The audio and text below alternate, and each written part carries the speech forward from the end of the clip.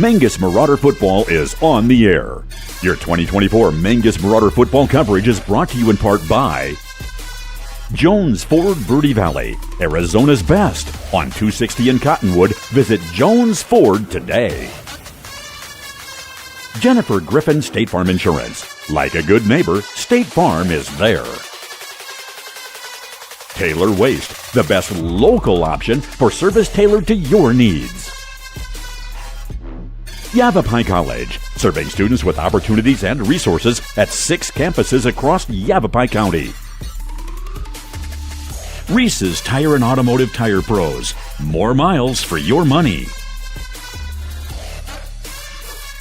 Tiffany's Construction Value, engineering on every project. Gettles High Desert Mechanical, heating, cooling, and plumbing. Don't settle, get Gettles. Consideration also provided by All Price Insurance in Cottonwood, helping you find the best option for your insurance coverage. Fiskor Heating and Cooling, serving Northern Arizona residents and businesses. They're here for you. Rock Zoo Screen Printing, serving the Verde Valley screen printing needs for over 30 years. Larry Green Chevrolet. Visit them on Rodeo Drive in Cottonwood or shop completely online at LarryGreenChevrolet.com. D-Best Plumbing. They simply believe in getting it right the first time. Sun Country Custom Woodworks, serving Arizona for over 10 years. Longfellow Excavating. We dig your ideas. Call them at 928-300-3792. And now, broadcasting for your 2024 Mingus Marauders, your play-by-play announcers, Nick Yatsenko and Jackie Bessler. And welcome one and all here to Coconino High School, home of the Panthers. Jackie Bessler along with you. Nick Yatsenko is off at a wedding. No, it's not his. That will be at another time. He missed a game earlier because he went to go try to be married, but now he actually is in a wedding somewhere, so we wish him a fabulous evening amongst all the festivities. I will be handling our game out here tonight, and it's going to be, well, game time expected to be 54 degrees, dropping to about 48 degrees through the game. Clear skies, very little wind up here, and, well, most importantly, no snow. No snow. We are going to be on the Mingus side. We are in the Mingus stand, so it's going to be a little bit of a different view. The one advantage from this side, though, is that when the camera goes across the field, you will not see the poles, because on the other side of the field, you have all of those poles at the front end of the seating areas out there. Here at Coconino High School. So Coconino wins big over Apache Junction 40-13, and the Mingus Marauders fall by a score of 39-22, losing by 17 to the Bradshaw Bears. We're going to take a break. When we come back, we're going to talk about Mingus's opponents. We're also going to talk about the Bradshaw and Prescott game that happened last night when we return here to Coconino High School after this.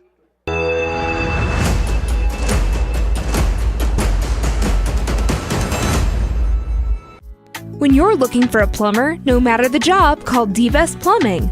From energy-saving tankless water systems to whatever remodel project you have in mind, from the simple to the exotic, D-Best Plumbing prides themselves on quality workmanship and efficiency. For honest and fair prices and plumbing problems done right the first time, call D-Best Plumbing at 928-567-8755 or find them online at d-bestplumbing.com. I'm Chris. And I'm Tandy, owners of Taylor Waste. We are homegrown in the Verde Valley and nearly your last local choice. We want to be your first choice for residential and small business garbage service. Get a free month service when you make the switch to Taylor Waste. And enjoy monthly service as low as $19 per month. Visit TaylorWaste.com for more information. Or to start service, call Taylor Waste at 649-2662. Taylor Waste, service tailored to your needs.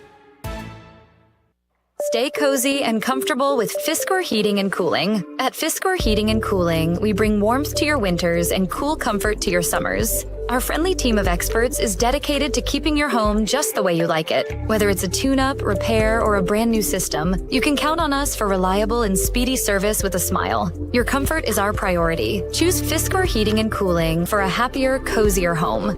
Call Fiskor Heating and Cooling. We're here for you. Let's go, Marauders!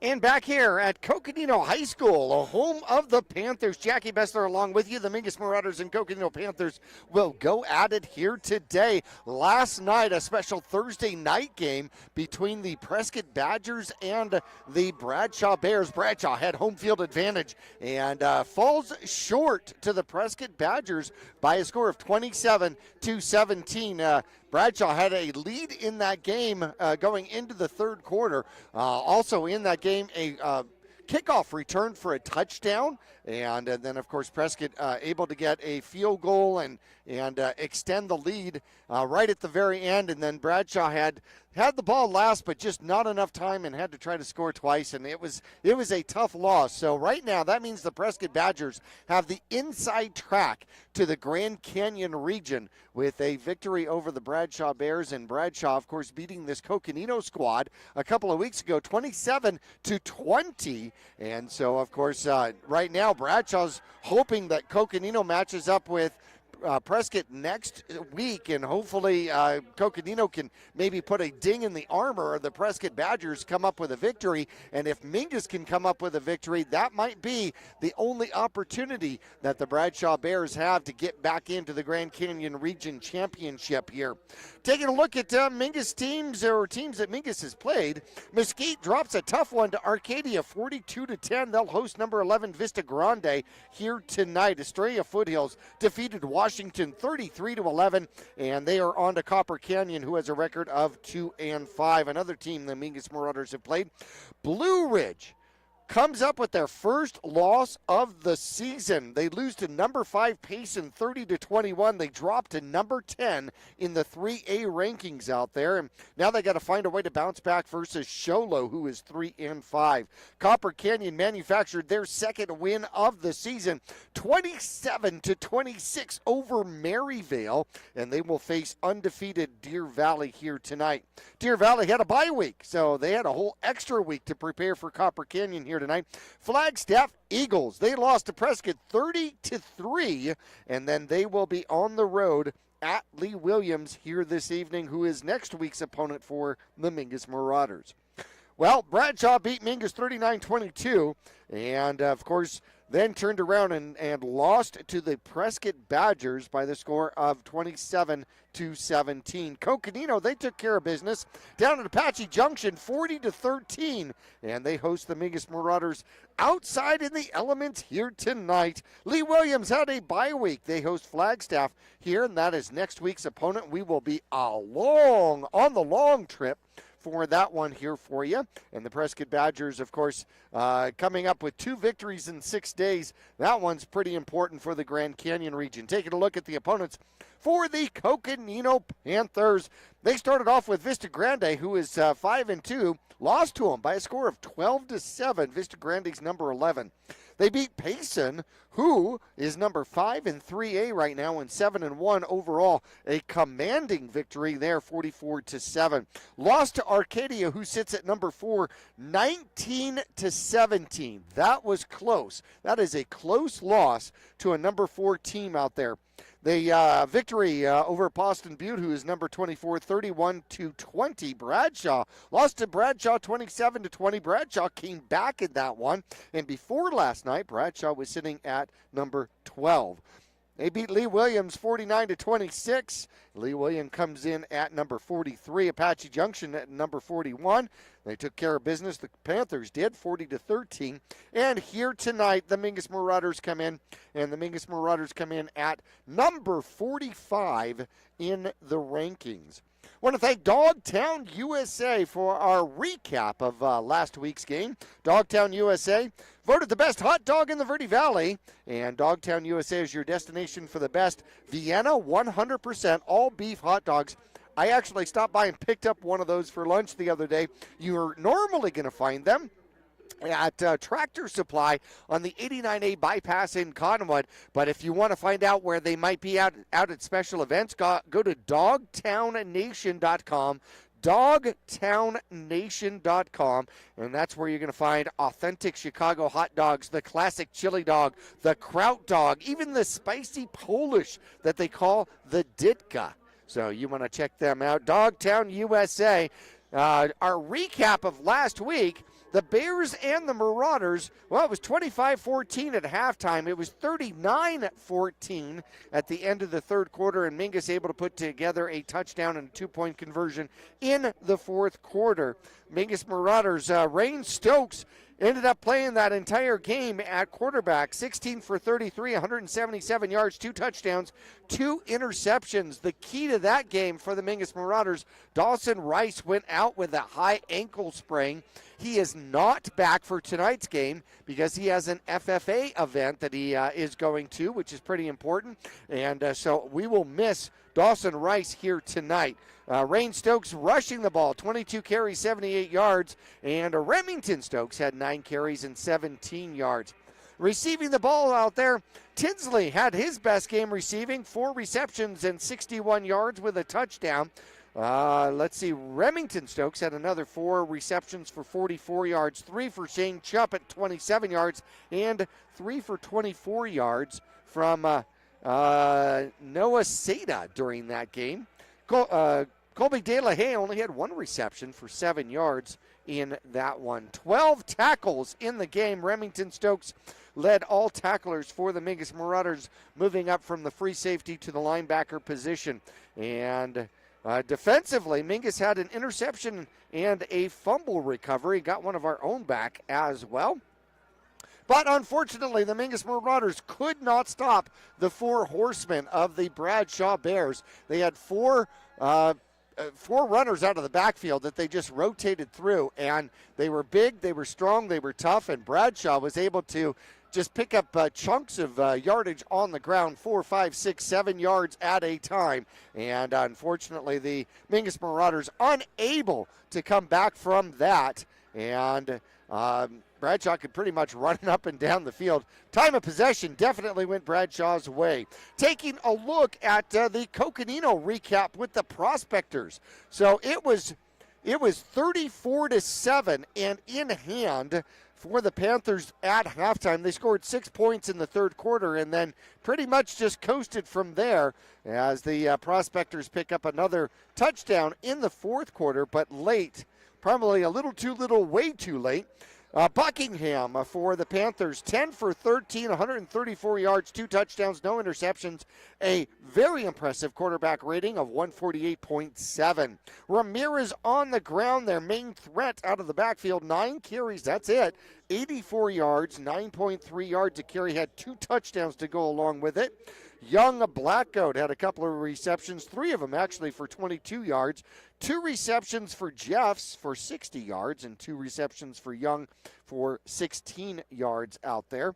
And just way too much. They had an interception during the game from Collado and a fumble recovery, 2 fumble recoveries. Estrella got one and Whiting got one.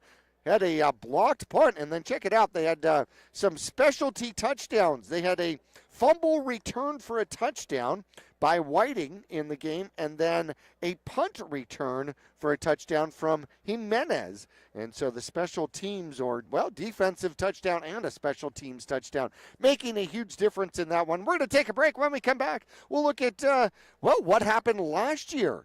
The Mingus Marauders and Coconino Panthers. We'll look at some stats and so much more when we come back to Coconino High School after this.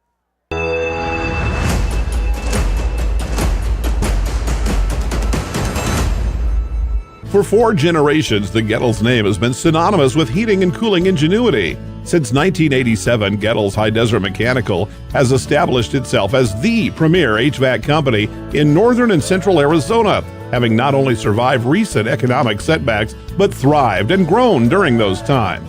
From sheet metal fabrication to equipment installation, and now comprehensive plumbing and drain services. From clogs to comfort, Gettles has you covered. Don't settle, get Gettles, and go Marauders. Larry Green Chevrolet has been an important partner to this community for over 30 years. Whether it be offering outstanding service and deals to the Verde Valley or providing support to schools, charities, and community events, we have made it a part of our business. We love and support the growth and future of Cottonwood and our surrounding areas. That's why we refer to our dealership as the People Place. Larry Green Chevrolet is a proud sponsor of Yavapai County, and we are proud to support our Mingus High School football. Go Marauders!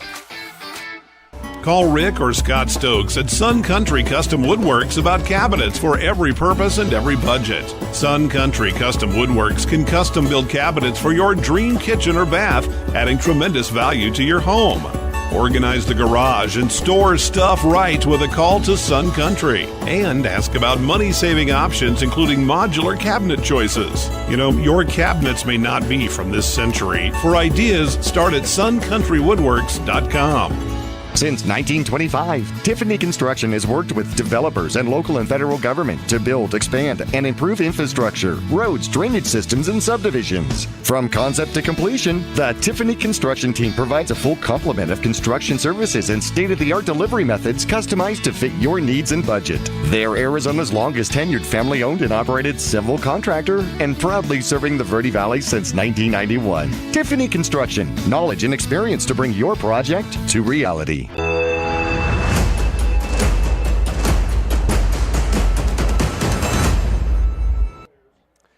Here from the stands at Coconino High School, Jackie Bessler along with you. Nick Yatsenko off at a wedding here today, so we wish him well.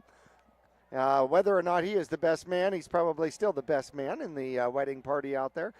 Panthers beat the Marauders last year by a score of 38-9.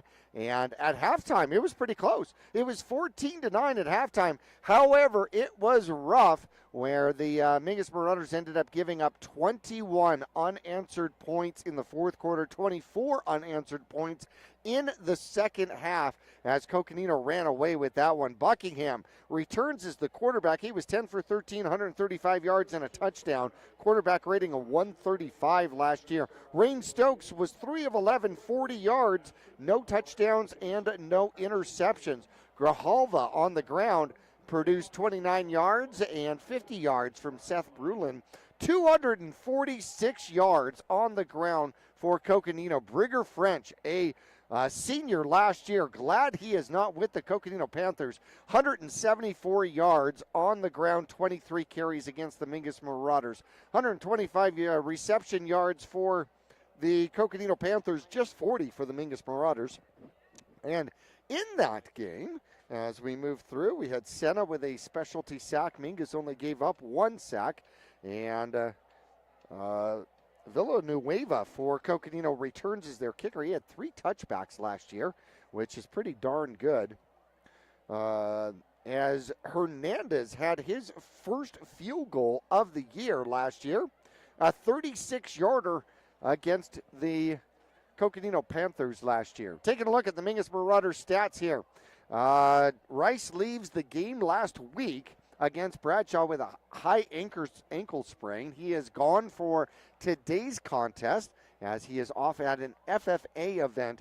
Stokes, 49 for 91, 509 yards, 4 touchdowns, 3 interceptions as he's got the quarterback rating inching up to 71.2 on the ground.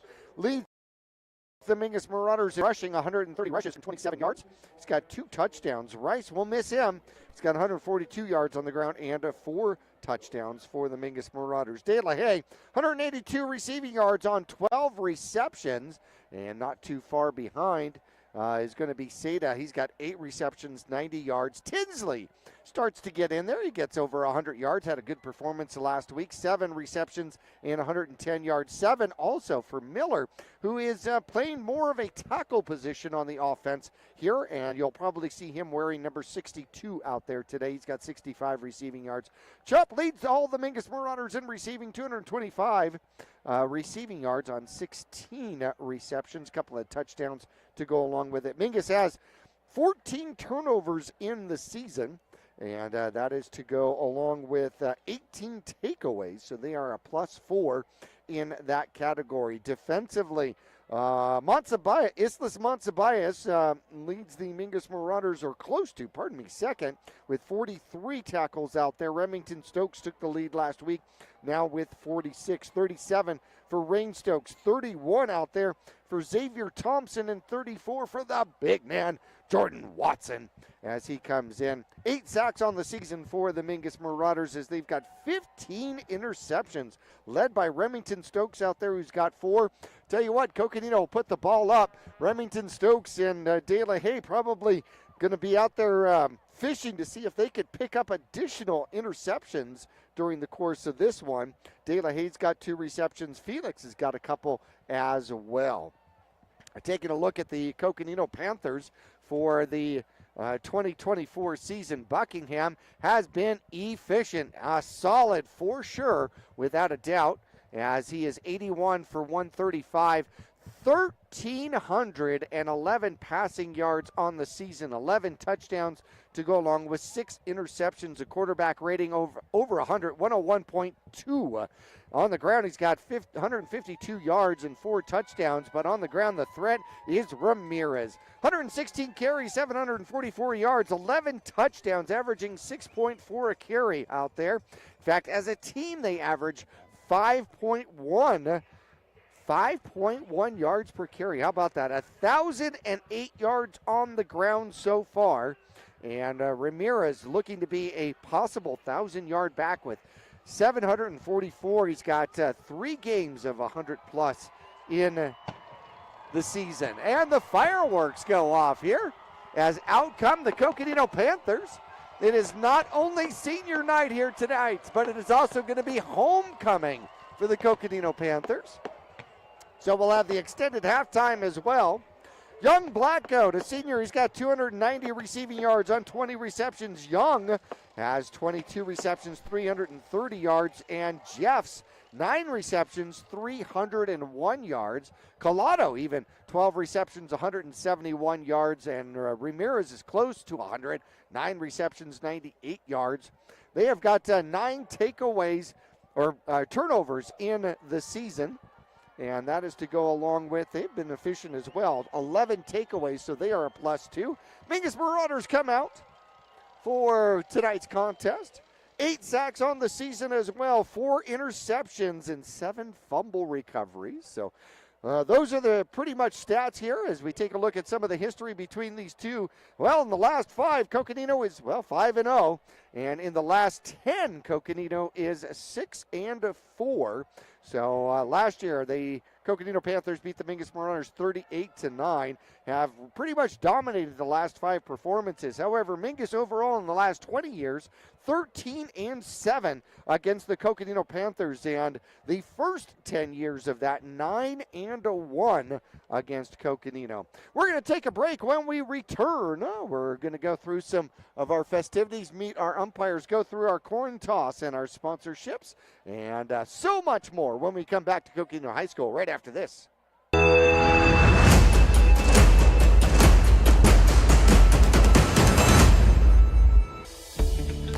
Yavapai College has many degree and certificate programs to get you on track to a rewarding, well-paying career in a variety of industries such as healthcare, manufacturing, construction, elementary education, and art. Fall semester starts on August 15th, so there's still time to register. Visit us online today at yc.edu/admission to connect with your future career. For over 20 years, Roxu Screen Printers has been the Verde Valley's choice for custom business and sporting apparel. Bring your ideas and logos to Roxu Screen Printers and watch as your creations come to life. Choose from an extensive selection of items available for your company, team, or organization's logo. From t-shirts and hats, specialty items, and embroidered company attire, you can get started with a quote by calling 928-646-5734 or email dawn@rockzoo.com. That's ROKZOO.com. All Price Insurance on Main Street in Cottonwood is your local insurance provider for personal and commercial insurance. Call and compare over 150 different insurance companies for home, auto, commercial, RV, motorcycle, boat, or ATV. Specialty insurance and insurance bonds are no problem at All Price Insurance in Cottonwood. Stay cozy and comfortable with Fiskor Heating and Cooling. At Fiskor Heating and Cooling, we bring warmth to your winters and cool comfort to your summers. Our friendly team of experts is dedicated to keeping your home just the way you like it. Whether it's a tune-up, repair, or a brand new system, you can count on us for reliable and speedy service with a smile. Your comfort is our priority. Choose Fiskor Heating and Cooling for a happier, cozier home. Call Fiskor Heating and Cooling. We're here for you. Let's go, Marauders!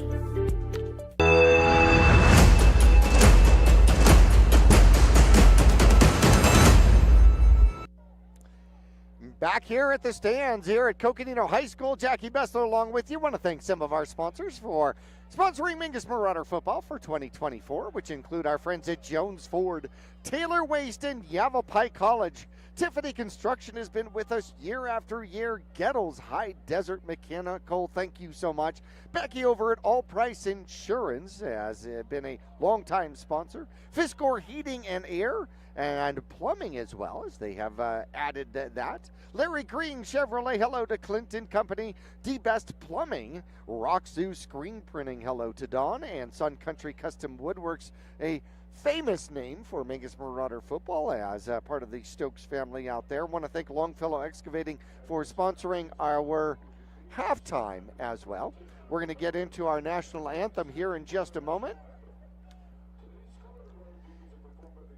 The color guard here, the junior ROTC, is going to be coming out here at Coconino High School. Want to thank our referees here as we do our eye on the game. Quinn Ashton is our referee. Our head linesman is Tommy Wells.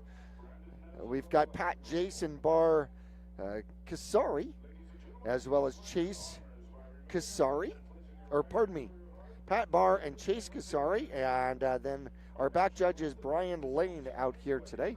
Want to thank Reese's Tire for sponsoring our eye on the game as we get into our national anthem out here.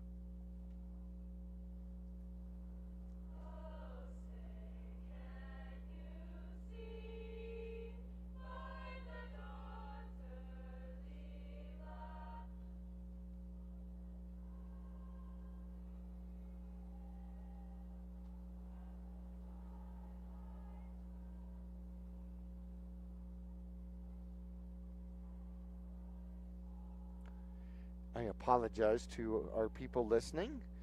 The speakers went out here at Coconino High School, so the choir continues to sing the national anthem, but you cannot hear them.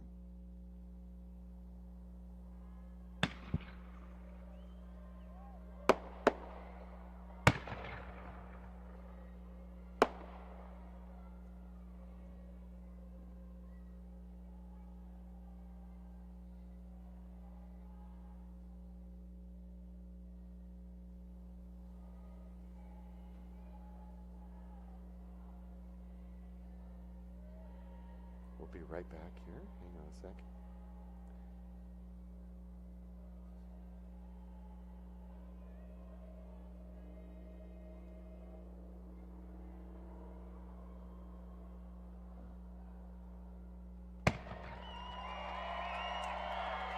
Well, that for sure tells us that the national anthem has been completed. I apologize.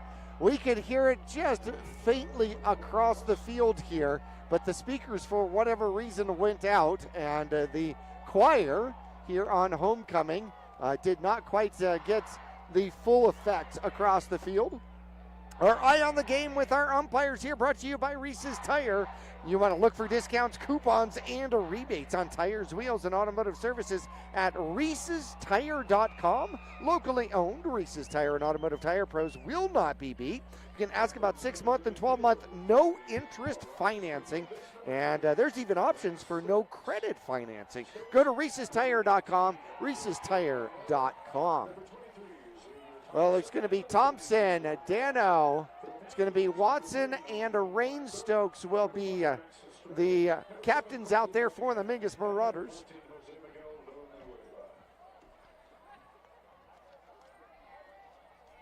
As we get to our coin toss sponsorship, brought to you by State Farm. Jennifer Griffin, a sponsor of Mingus Marauder football for quite some time out here. You can stop by and see Jennifer for all of your insurance needs. Easy to find at 547 South Main Street in Cottonwood. That's directly across from Walgreens. You can stop by, or you can even call 928-634-7680, 928-634-7680. And it looks like Coconino has won the toss. They are going to defer, and the Mingus Marauders are going to receive, and they'll be receiving on the left side of your radio dial. They'll go from left to right. State Farm Insurance, Jennifer Griffin, always a part of the Mingus Marauder broadcast, and she's been in the same location for over 40 years, right across the street from Walgreens there. And you can stop by, see her for all of your needs, your insurance needs out there. The rankings are out for 4A football. Snowflake continues to be undefeated and on top. Number 2 is Arizona College Prep. Yuma Catholic comes in at number 3, 7-1. 7-0, Arcadia, number 4. Micah Mountain looks tough. They are also undefeated, 7-0. Thunderbird is 6-1. They're the only team that have beaten the Prescott Badgers so far. Northwest Christian comes in at 7, whom Prescott beats, who is sitting at 8. However, they can bump up with a win over Bradshaw yesterday, 27-17. Bradshaw was at number 12. Seton Catholic is at 9. Walden Grove is at 10. Vista Grande is at 11. Deer Valley is undefeated. They're sliding in at 13. Coconino, the Panthers, here at 4-3, sit at number 14 going into tonight's play, as you have got Canyon del Oro sitting at an unfamiliar number 15, and Estrella Foothills at 6-2 rounds out the playoffs at number 16 out there. Kicker is going to be Villanueva. He will kick off, and he will boot this one deep. It will be returnable, no, a touchback, as Stokes tried to return that one, but the back foot went into the end zone. So Mingus Marauders unable to return it, and they are going to start at the 20-yard line. 1st and 10 for the Mingus Marauders. They'll get the ball first. Rain Stokes will have all of the quarterbacking duties out here today, as Rice is not here at this one. Mingus will start off in a spread formation. And we will get to our offensive line here in just a moment. Mingus getting ready. The referee's about ready to blow this one. Got Remington Stokes in the backfield with his brother Rain Stokes. The offensive line is going to look like this. Jordan Watson at the left tackle. Ethan Montiel will be at the left guard. Trenton Patton, General Patton, will be the center here, the freshman. Landon Backus takes the right guard position, and Carson Miller should be wearing number 62 out there, will be the right tackle. Starting receivers will be Shane Chupp. You'll have Demario Tinsley out there. Looks like you have got Braxton Longfellow as a receiver as well. Referees have not started this one, having conversations with both teams right at the 20-yard line.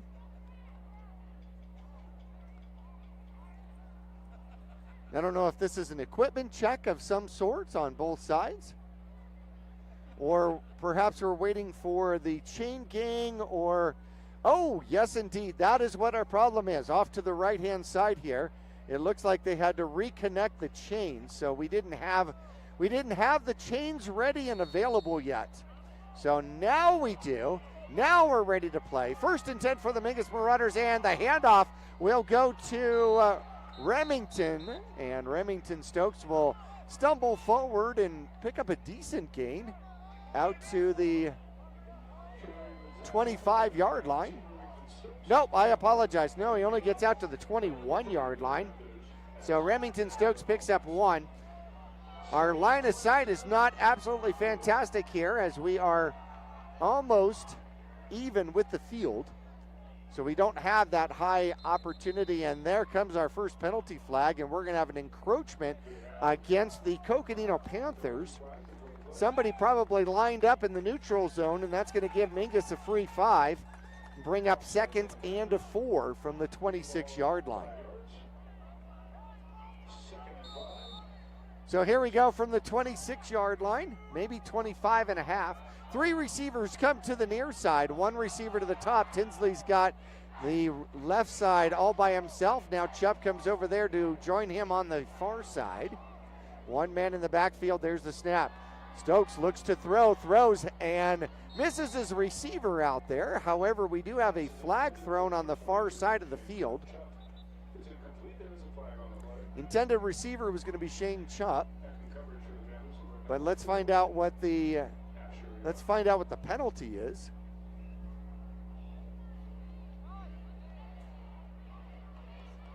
And they are going to back it off against the Mingus Marauders.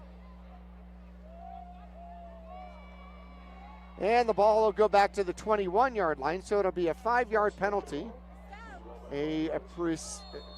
Probably a procedure kind of penalty. Maybe somebody didn't line up correctly. So now 2nd and 10, and they hand off, and getting pummeled in the middle, but gaining a few is going to be Remington Stokes. So they're going to give him 2, and that's going to bring up 3rd down and maybe 7 out there.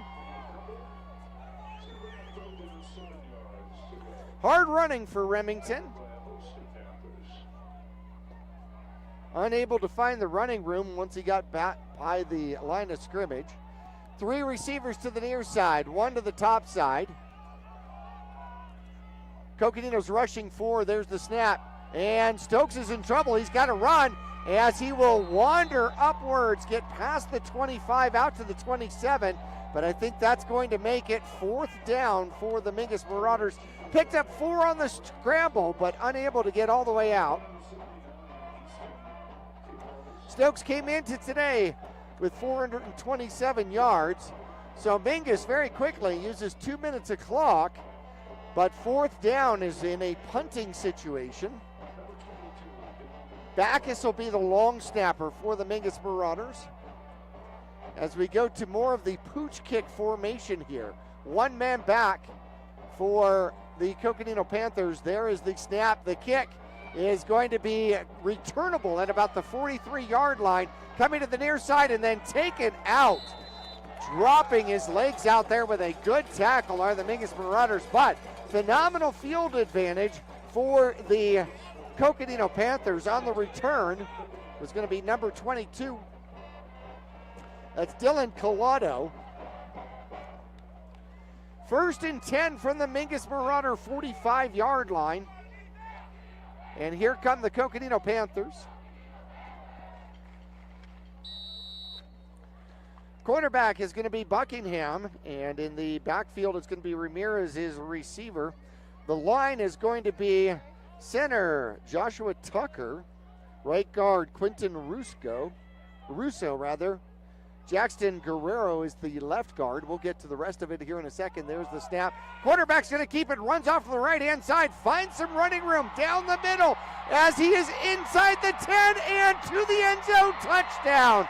A quarterback keeper for 45 yards and bolting his way downfield as the fireworks go off. 1 touch, 1 score out there for the Coconino Panthers.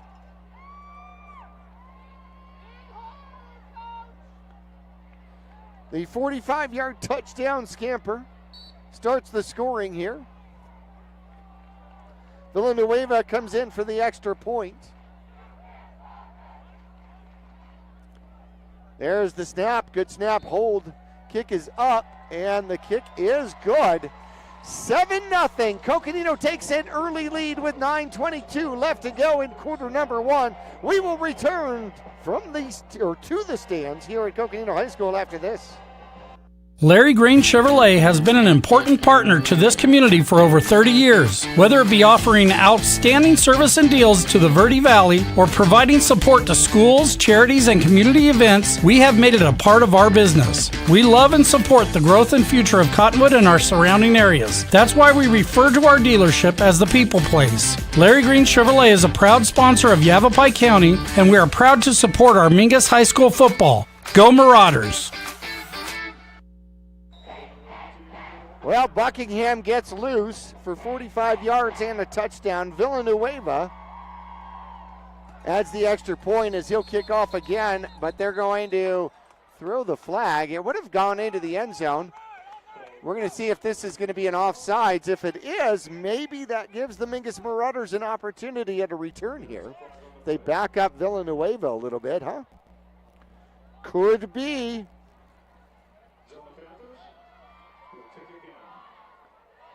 It will be a 5-yard penalty and a re-kick. Second penalty against the Coconino Panthers. But Mingus will have an opportunity for a return. It's going to be Colby De La Haye and Remington Stokes back for the Mingus Marauders. The kickoff now from the 35. Villanueva will punch this one. Kicks it hard, and it is returnable at about the 5-yard line. Remington Stokes comes to the near side, tries to find a hole, needs a block, gets out to about the 27, 28-yard line. A decent return of about 18 yards, and Coconino covers it, and Mingus will start from there. In a hole, 7-0. Mingus going to need to try to find a way to drive some yardage here and move the ball against the Coconino defense. Everybody looking at their wristbands. Mingus goes a tighter formation, 3 receivers to the top of your screen. Rain Stokes in the backfield by himself, and he's going to run and looks for blocks, cuts it back, and gets across the 30. Ball comes out, and we are going to say it is a fumble, and it is recovered by the Coconino Panthers. So a 5-yard run. Rain Stokes will give up the ball on the fumble. Coming up with the fumble recovery is Boldazar, one of the defensive ends. And quickly, the Coconino Panthers take over in Mingus Marauder territory at the 31-yard line.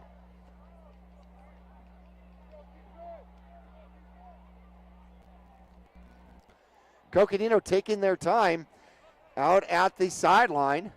We'll see if they start to run out of time. One back in the backfield is Ramirez. And we do get the play blown dead, and it's going to be a timeout. Coconino was running out of time. The clock was running out. We're going to take a 30-second break with them. Coconino will have 1st and 10 from the Mingus Marauder 31 when we come back. For 4 generations, the Gettles name has been synonymous with heating and cooling ingenuity. Since 1987, Gettles High Desert Mechanical has established itself as the premier HVAC company in northern and central Arizona, having not only survived recent economic setbacks, but thrived and grown during those times. From sheet metal fabrication to equipment installation, and now comprehensive plumbing and drain services. From clogs to comfort, Gettles has you covered. Don't settle, get Gettles, and go Marauders. 1st and 10 from the 31 after the fumble recovery for Coconino, and they will hand it off. Ramirez tries the near side. He gets spun around and gets away from Mingus Marauder, stiff arms, and then gets out of bounds after he picks up yardage as he was throwing hands out there, knocking away would-be tacklers. And it is going to be a gain of about 5 out there by Ramirez as he fought his way. Multiple Marauders had a shot at him and just unable to bring him down. 2nd and 5. Actually, they give him 7. How about that, as he got more of the corner than he thought he did. 2nd and 3 now. Buckingham in the backfield, 3 receivers to the top. Takes the snap, steps back, looks to throw, throws, has a man, and it is tackled immediately. De La Haye comes up and makes the tackle, but we have a flag in the backfield. If the reception were to stand, it would have been down to about the 15-yard line, but it looks like it's going to be a holding, and it'll bring Coconino back. Receiver went out and set in an open area. 2nd and 13 now. He was open. De La Haye came up and made a very quick tackle. 8:15 left to go, quarter number 1. Mingus on defense. Coconino leading 7-0, and they've got the ball on the Mingus Marauder side of the field. Buckingham's back, looks to throw, throws, has a man on the slant, and it is covered up. Good tackle out there. Stokes will get the tackle. It'll be close to a first down. They are going to give him a first down, as it'll be 15 yards out there. Young Blackgoat on the slant picks up the first down and the reception. His first reception of the game. Puts him over 300 yards on the season. And here come the Coconino Panthers in the backfield. And there is going to be a pitch. Comes out to Ramirez. Ramirez trying to get to the corner. He does. And gets pushed out of bounds right at about the 2-yard line. Or do they get him in the end zone? They call it into the end zone. He goes. So Ramirez, with a burst of speed from 17 yards out, actually finds a way to knock over the pylon and get into the end zone for the touchdown. And quickly, the Coconino Panthers take a 13-0 lead.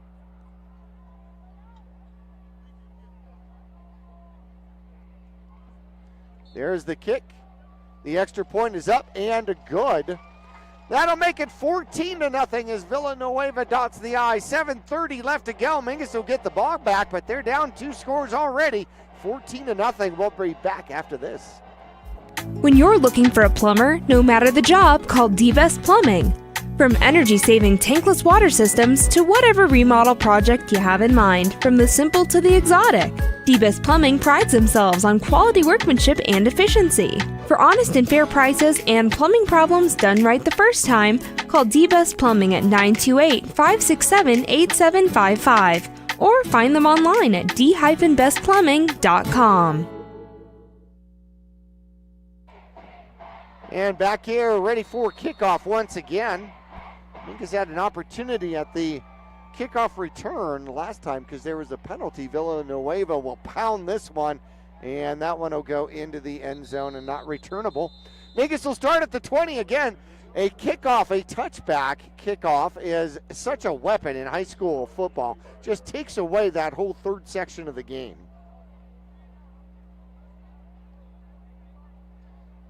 14-0 Coconino on top. Mingus with their third possession. Still looking for their first down. Mingus had to punt, gave Coconino a short field. They scored in one play. Then Mingus fumbled the ball and gave a shorter field. And there is going to be Remington Stokes. Stokes keeps those legs forward and will pound forward for about 4 or 5. They're going to give him 4 on the run.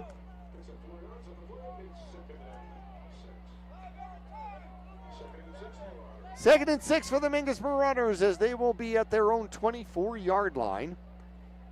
Chubb goes to the top side all by himself. It'll be Tinsley Longfellow and might be Seda on the near side.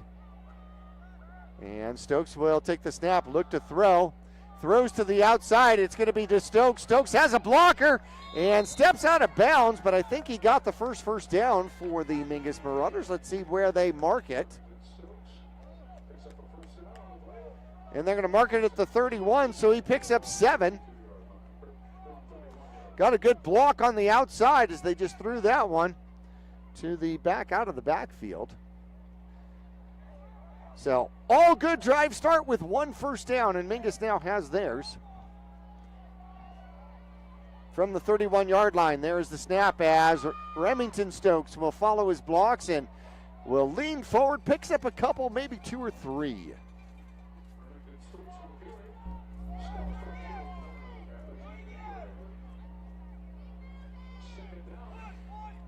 Second and 8, they officially give him 2 out there. 4th carry for Stokes in this one. 2 receivers top side, 2 receivers bottom. 2nd and 8, Stokes looks to throw and will run, has some room out toward the 40 and will dive forward and get past the first down marker out to the 41-yard line. That should be a first down. They do call it a first down. How about that? Stokes picks up 8 with his legs out there. That's Rain Stokes, the quarterback keeper. Looked up, didn't see what he liked, but saw green grass to the left-hand side. Took advantage. Ball on the right hash for the Mingus Marauders. There's the snap. Rain Stokes is back, throws up underneath. It's going to be Tinsley. Tinsley takes a shot. Helmet to helmet, and will pick up what they call it, maybe 4 out there. So Tinsley spun out of bounds after 4, and it'll be 2nd and 6 for the Mingus Marauders. Tinsley had 60 receiving yards last game. Trying to start off where he left off. And a screen is set. It's going to be, Remington Stokes, and out come all sorts of flags. Remington Stokes took the pass, and then you watched, I'm glad his head is still attached, a huge face mask out there. And that is going to go against the Coconino Panthers. Mingus will get a first down on the penalty for sure. 3 yards on the reception. And then another 15 on the penalty. Face mask for sure. Remington Stokes' entire body got twisted around on that one. That was rough.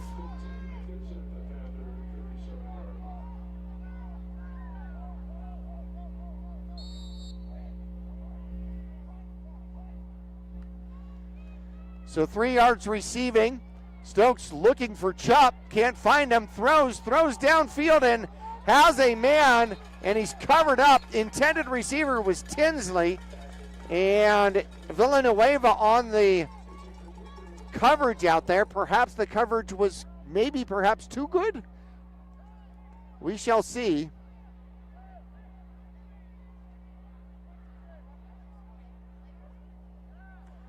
See what the call is going to be.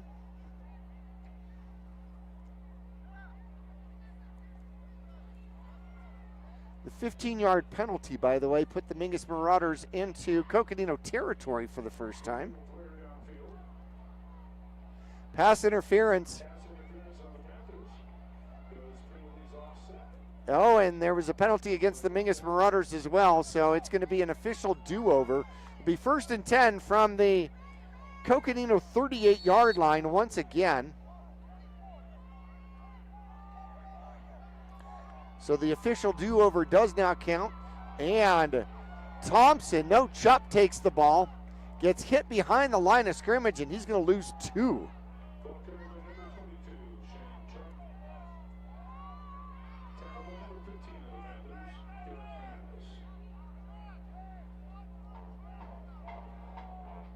Well, here come the Mingus Marauders. Chupp only 43 yards rushing here on the season. 2nd and 12 from the 40-yard line. And Mingus is going to kind of have to hurry here, moving Remington Stokes over to the near side. 2 receivers both side for Rain Stokes. There's the snap. Steps back, looks to throw, has a little bit of time, has some room to run, comes to the near sideline, and gets shoved out of bounds as he gets past the original line of scrimmage, and will pick up 4. That'll bring up a 3rd and 8 out there for the Mingus Marauders.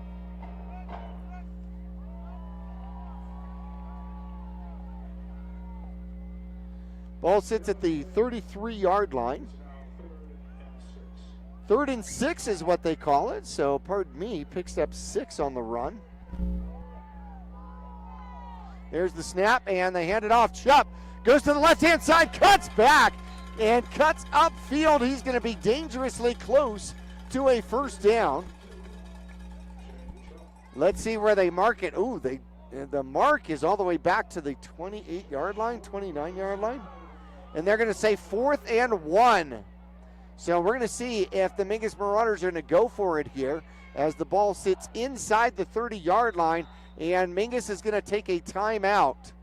Mingus will take a timeout. We're going to take a timeout with them. We'll be back in 30 seconds to Coconino High School after this.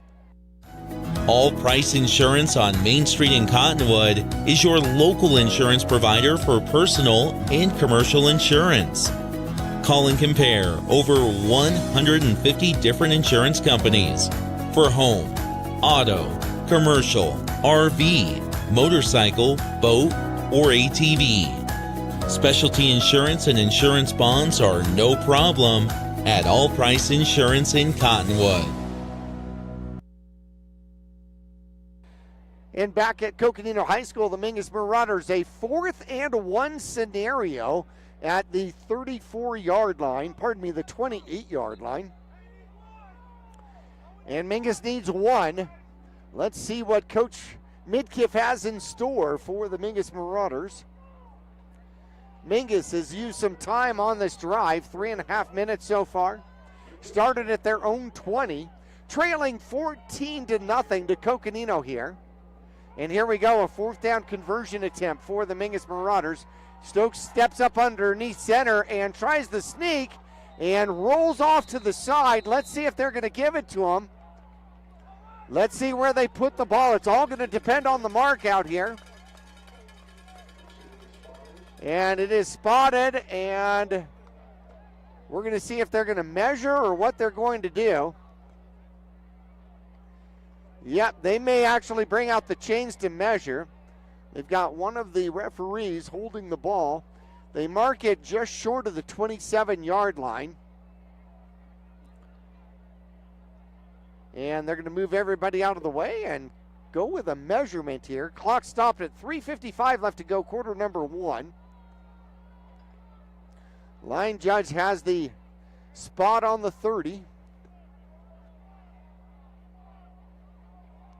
As he sets it, they stretch the chain, and it is going to be short. It is going to be short by probably a good 6 or 7 inches. So Coconino holds, and that is going to be the second, that'll be the second turnover, this one on downs for the Mingus Marauders. Coconino will get the ball back at their own 27.5-yard line. They have scored twice so far. Buckingham is 1 for 1 throwing the ball. He's got a 15-yarder to young Blackcoat out there. 2 rushing touchdowns so far as they lead 14-0. One man in the backfield out there for Buckingham. He'll take the snap, looks to throw, throws downfield, has a man. It's going to be an open receiver as he's at the 30. He's at the 25, caught from behind at about the 15 by Dane LaHaye. And that is a huge reception out there by their big receiver, Noble Young Blackcoat.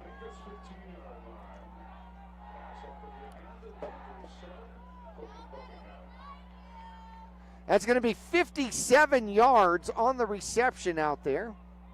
And sets up the Coconino Panthers once again inside the red zone. Very quickly they flip the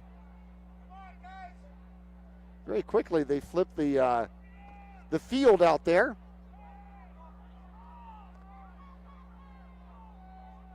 Young Blackcoat, 2 receptions, 72 yards. Quarterback looks to throw, has an open man, and he drops it. Intended receiver out there was Asher Young. Started to make a football move maybe before he caught it, and that's going to hit the ground, and that'll bring up 2nd and 10 from the 15.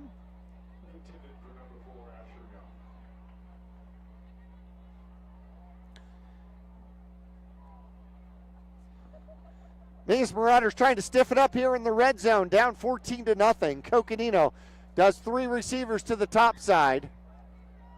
Buckingham in the backfield. He's got Ramirez back there.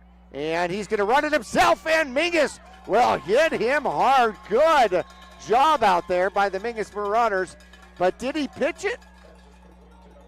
He does. He passed the ball, and it got back to the original line of scrimmage, so that's going to be a completion. So while he was being tackled, he passed the ball out there to one of his receivers, but the receiver was tackled at the 15-yard line. So 3rd and 10 now from the 15-yard line.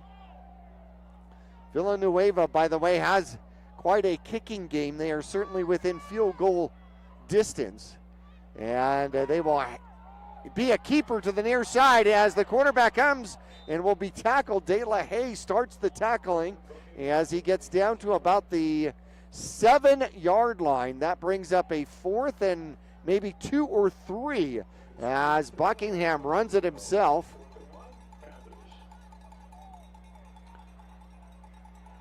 They say 4th and 1. How about that? They're going to give him 9 on it. Panthers looking like they're going to line up and go for it from the 6-yard line of the Mingus Marauders. Ramirez and Buckingham in the backfield. Out of shotgun, he takes the snap, and the quarterback's going to keep it, and he will wind his way through the Mingus Marauder defense into the end zone for the touchdown.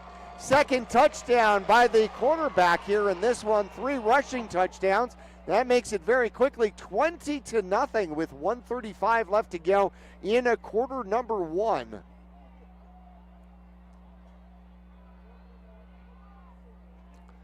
So on the ground, Buckingham so far has 60 yards and 2 touchdowns on 3 carries. Villanueva in for the extra point attempt. The snap is down, the kick is strong, and it is deep, and it is good. 21-0. Coconino taking care of business so far here on homecoming and a senior night. Mingus improved their offense last time, able to put a drive together. Let's see how far they can go on this one. We're going to go ahead and keep it here as the teams are out very quickly getting ready for kickoff. It didn't take any time to get ready for that one at all. So Villanueva, who has put 2 out of his 3 kickoffs into the end zone for touchbacks, as he'll kick off for the 4th time for his Coconino Panther squad. This one high and deep, and it is returnable. And here goes Stokes. Stokes cuts back, finds a lane, and then gets hit hard out there by number 8, right at about the 16-yard line.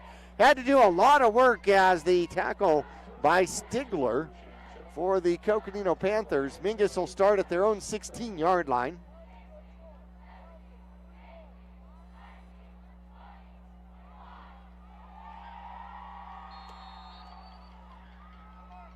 Mingus has a long field sitting in front of him. Rain Stokes so far has 23 yards on 5 carries. He'll clap his hands, look to throw, and now he's going to run to the near side. He has some room, gets a first down, and then tucks himself out of bounds as he gets out to the 29-yard line, and he will pick up 13 on the carry and a first down. Looked up, and the defense had cleared out on the right-hand side, took advantage, and then didn't take the shot, just stepped out of bounds after the first down. So Mingus, 1st and 10 now from their own 30-yard line. Stokes has one man in the backfield with him, and Coconino jumps. They get back, no penalty. Stokes goes straight up the middle, and we'll get back to the line of scrimmage, and that's about it.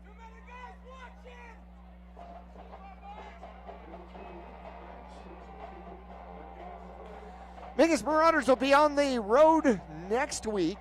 It'll be a long away game as we will be making the trip to Lee Williams. You know where Lee Williams is? Kingman. It is a long drive. 4.5 hours with a big, gigantic box truck. There's the snap. Stokes comes to the near side, stops, looks to throw, throws downfield. Oh, throws a little high for Tinsley. Tinsley had a step out there, and it falls to the turf. That's going to bring up 3rd and 10 for the Mingus Marauders from their own 30.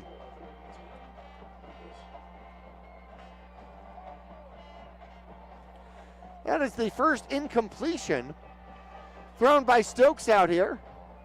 3 or 4, he's got 14 yards. Mingus behind the sticks a little bit. 3rd and 10. Coconino goes into a too-high safety defense. Looks like they're going to rush 4. Mingus 2 receivers either side. Stokes steps back, has a little bit of time to throw, and avoids a would-be tackler. Comes to the near side, slips and gets sacked out there. And unfortunately lost his footing, and it is going to be about a 7-yard sack for the Coconino Panthers and bring up 4th down. Turf monster got a hold of him. Tried to step underneath the defensive end after the scramble had begun. Punting situation out here for the Mingus Marauders. And we're going to have to punt on the other side. So they're going to move the ball, switch sides as the quarter comes to an end. The Mingus Marauders will be punting the Coconino Panthers, who already have a lead here, 21-0 after the first quarter. We're back after this.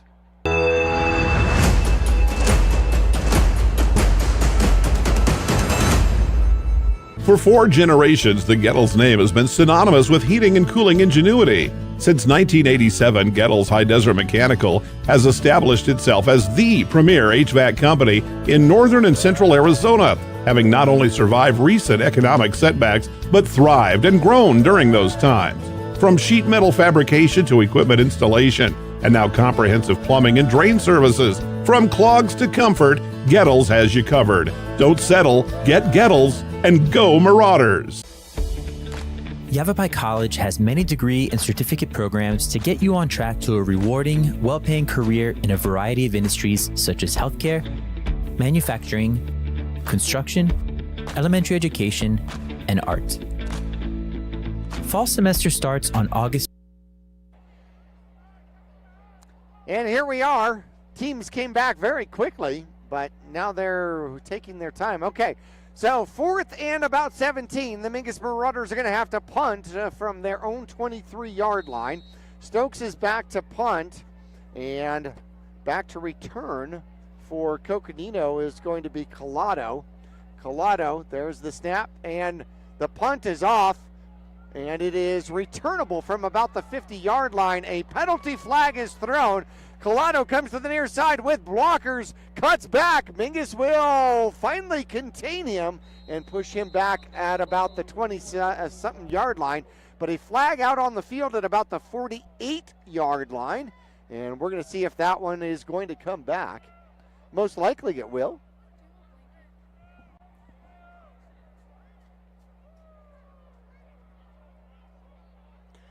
So one penalty flag is picked up. That was at the 43-yard line. And now we're going to mark off a penalty here from the 45, or where are we going to do this? They're going to set the ball at the 40-yard line.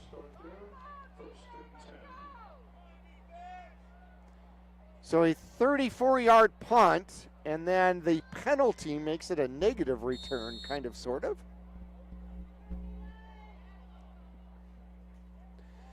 Here comes Coconino from their own 40-yard line. There's the snap. Quarterback is going to run. Starts on the far side. Gets around the corner.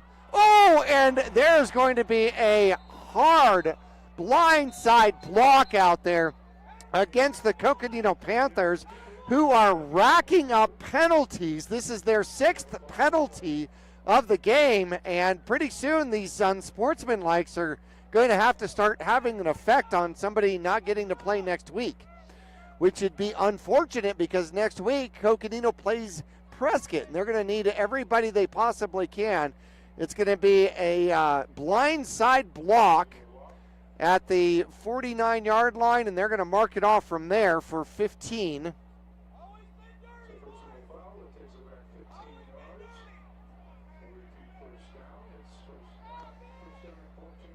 And so it goes for a negative 4 yards. So 1st and 14 now after the run and the vicious block. 3 receivers to the near side, 1 to the top side for Buckingham. And he's going to switch sides. Ramirez is going to be to his right. There's the snap. Quarterback's back, looks to throw, throws, has a man, and it's going to be open once again. Another reception out there for Noble Young Black Goat. Straight down the hash marks it goes. And that's going to be 31 yards on the reception to Young Black Goat. 103 yards for Buckingham already. 1st and 10 in Mingus Marauder territory now. Quarterback's back, looks to throw again, throws, has a man once again, and a touchdown as Noble Young Black Goat splits the defense right down the seam again, and it goes for a 31-yard touchdown back-to-back. Oh, this one 32-yard touchdown, pardon me. So a 31-yard reception followed by a 32-yard reception and the touchdown. And Coconino extends the lead 27-0 here, just underway here in the second quarter. Villanueva on for the extra point. Snap is down, kick is up, kick is good. It goes into the darkness, and that makes it 28-0. All right, Mingus will get the ball back. We'll be back right after this.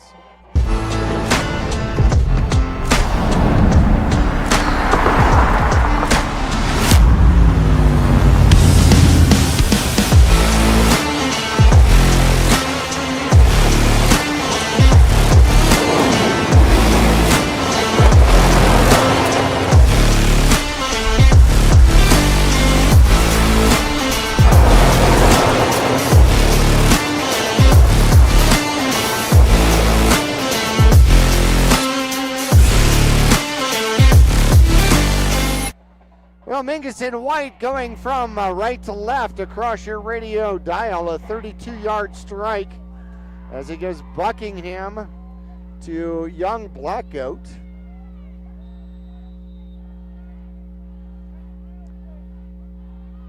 Villanueva set to kick off again, and that one will go into the end zone for a touchback.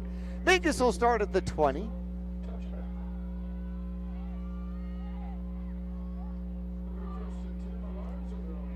So Buckingham back-to-back seam routes. And Young Black Goat gets the touchdown out there. 28-0, just underway here in the second quarter.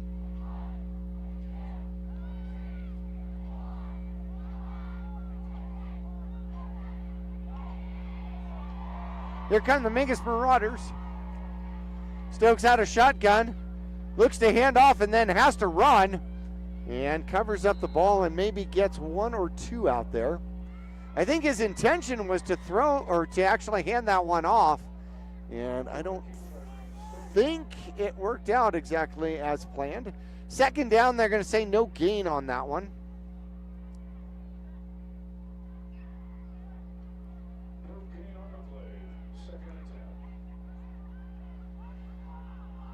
Mingus trying to string some first downs back-to-back here. Stokes switches everybody as they go to the left side. One receiver to the far side. Quarterback steps back, looks, has some room, looks to throw, throws, it's tipped up in the air and off the hands of Tinsley and falls to the turf. A possible interception opportunity out there for the Coconino Panthers, but it does fall to the turf. It is going to bring up third down, though, for the Mingus Marauders. 3rd and 10.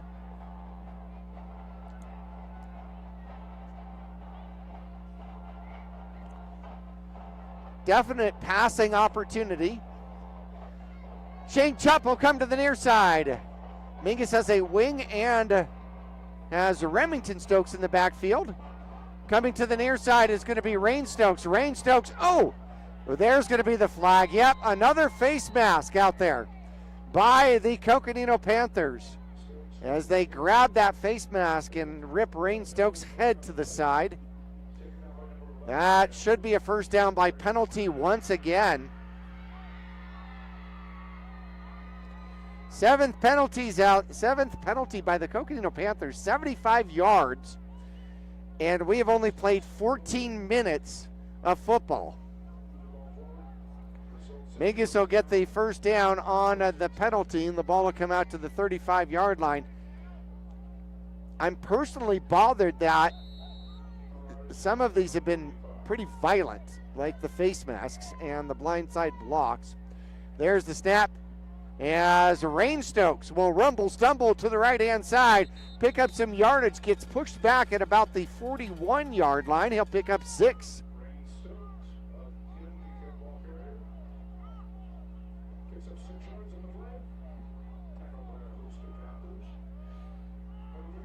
Nick is off at a wedding here, so I don't have my cohort along with me.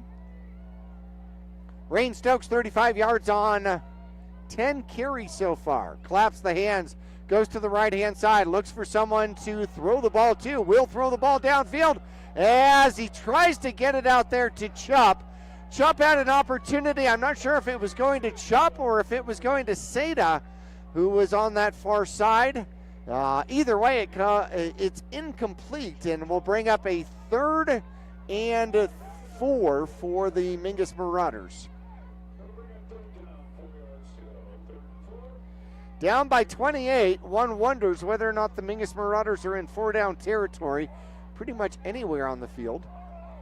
Chupp and Tinsley out to the near side. Coconino playing a 2 high. Quarterback goes to the right-hand side, looks for somewhere to go, comes up the middle, picks up a first down, gets spun down as he needed 4, picks up 5, and the Mingus Marauders put back-to-back first downs together. And we have a Coconino Panther down on the field, down at about the 30-yard line, which is well behind the play. And he gets up and he's going to start to walk off here by himself. He was holding his arm. That was number 50, but he appears to be okay. That's Jack Whiting, one of the defensive tackles. They're going to assist him off, but it looks like he's going to be okay. So that is good news for Coconino.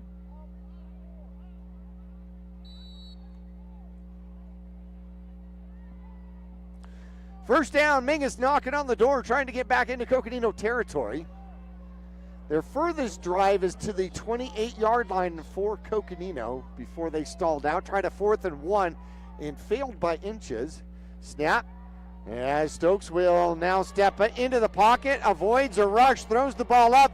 Seda's out there, and it is broken up, double covered out there. Noble Young Blackout got a hand on it. Seda did as well, and that's going to bring up 2nd and 10 from the Mingus 46. Seda had a step behind the defense. Stokes launched it, and didn't quite get it downfield quite far enough. Mingus will try it again with 2nd and 10. Stokes with the snap, hands it off, and it's going to be Remington Stokes following Watson out there with the block. A good run as he goes to the right-hand side. And he'll pick up a good solid, looks like they're going to give him 5 on it. Should be 3rd and about 5.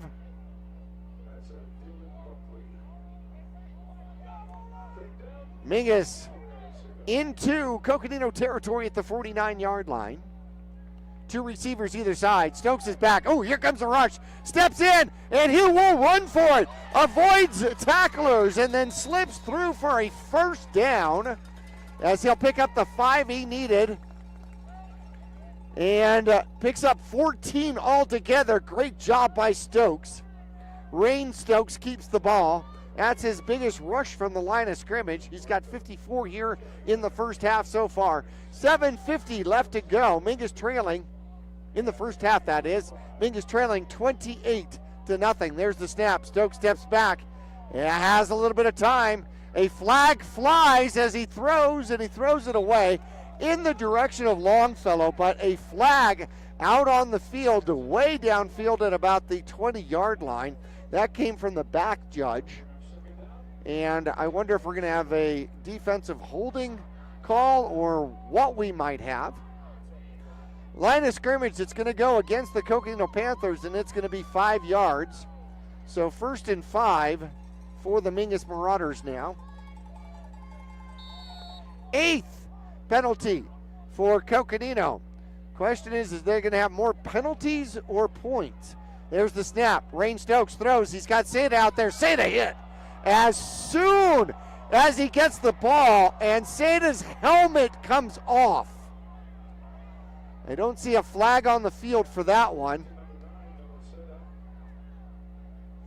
So Seda will have to come off the field as the helmet comes off, and it looks like a 1-yard loss on the reception out there to Seda.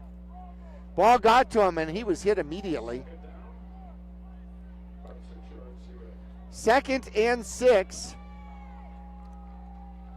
for the Mingus Marauders at the 31-yard line.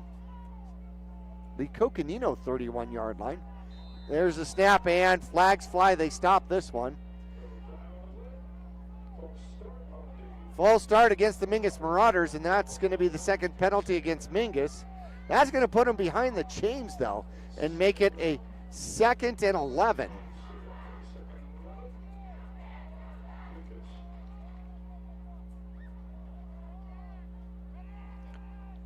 Want to make sure Seda's okay after that hit. Stokes is back, avoids the rush, and will scamper forward and powers his way forward out toward the 25-yard line. And there is extra activity. Out comes a flag at the end of the play. The ball at the 26-yard line. As Stokes was getting back up, there was a little bit of pushing and shoving, and we're going to find out who this is going to be against. Game's getting chippy, without a doubt.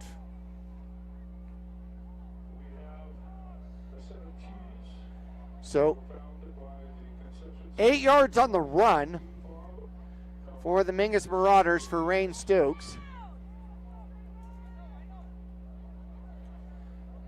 And they're going to go unsportsmanlike conduct against both teams. And it was a dead ball foul, so they're going to, the run will stand. This umpire crew is going to have to get a hold of this one. This is getting chippy and ugly.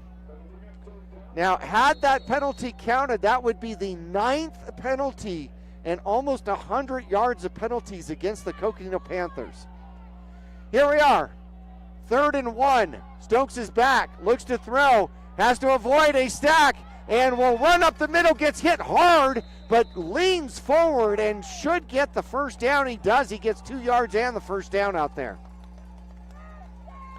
Great individual effort with 6:05 left to go here in quarter number 2. And the Mingus Marauders have the ball at the 23-yard line, their deepest penetration into Coconino territory. Coach Midkiff taking his time here getting the play in. Everybody looks at the wristbands, and here we go. De La Haye will take an inside position. You got Longfellow, De La Haye, and Chupp on the near side. Time's running out. There's the snap, and it is thrown. It's to Chupp. Chupp will barrel his way forward for a short gain down to the 20.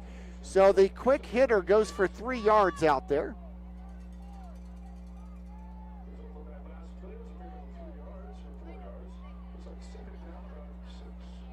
Well, they're going to give him 4 on it. Jupp will take it. 2nd and 6 are the Mingus Marauders at about the 20-yard line, maybe the 19. Stokes is back, looks to throw, has some time, throws, has a man broken up. He was intending for Felix out there. Broken up right at about the 5-yard line. That's going to bring up a 3rd and 6 out there.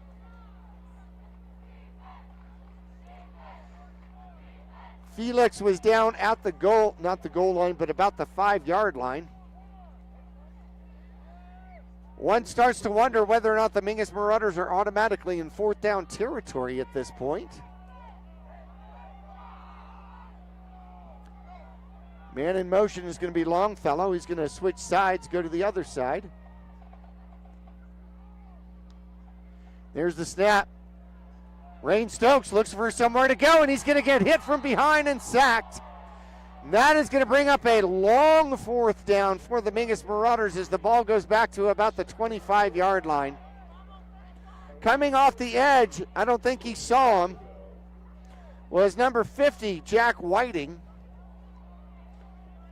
So he got the clean sack out there on Stokes. Stokes felt and then started to go, but Whiting had the head start. So 4th and about 12, maybe 4th and 13 out there for the Mingus Marauders.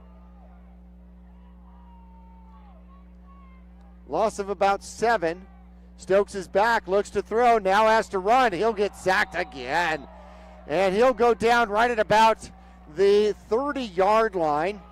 And that'll be a turnover on downs as Coconino will take over at their own 30-yard line. 4:10 left to go in quarter number 2.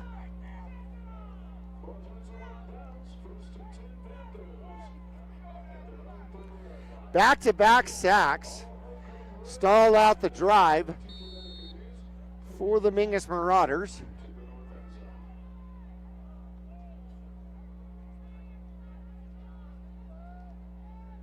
Mingus will turn around and play defense. Desperately in need of a takeaway here. 35 points goes to continuous clock. 3 receivers near side, and the throw goes up underneath. And number 22 with the catch as he'll fall forward for about 4 yards out there. That's going to be Collado with his first catch. 2nd and 6 from the 34-yard line of Coconino. Collado, his first reception of the game. Buckingham's back. He's got one back in the backfield. There's the snap. They're going to hand it off as Ramirez winds his way through for a first down and scampers away. He's loose on the far side of the field, and Mingus will finally contain him somewhere around the 25-yard line. A huge gain out there for Ramirez.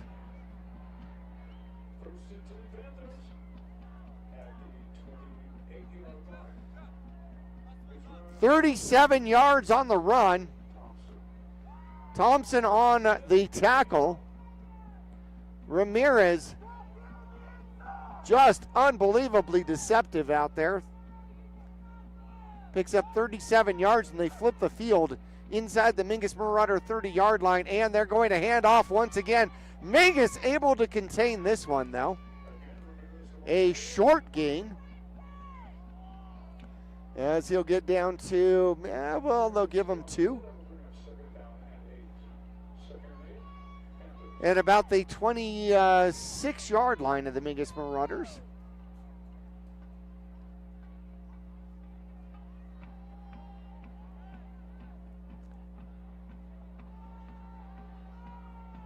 Here come the Coconino Panthers. Out of shotgun is Buckingham. He's done a lot of damage with his own legs. 2:45 left to go in quarter number 2, and the pitch goes out to Ramirez. Ramirez tries to get to the outside, as great job hanging onto the jersey out there is going to be Islas Montzabayas, and it's going to be a short gain of maybe another 2.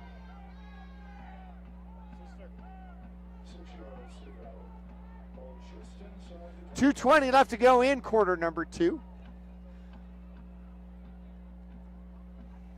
Coconino taking their time.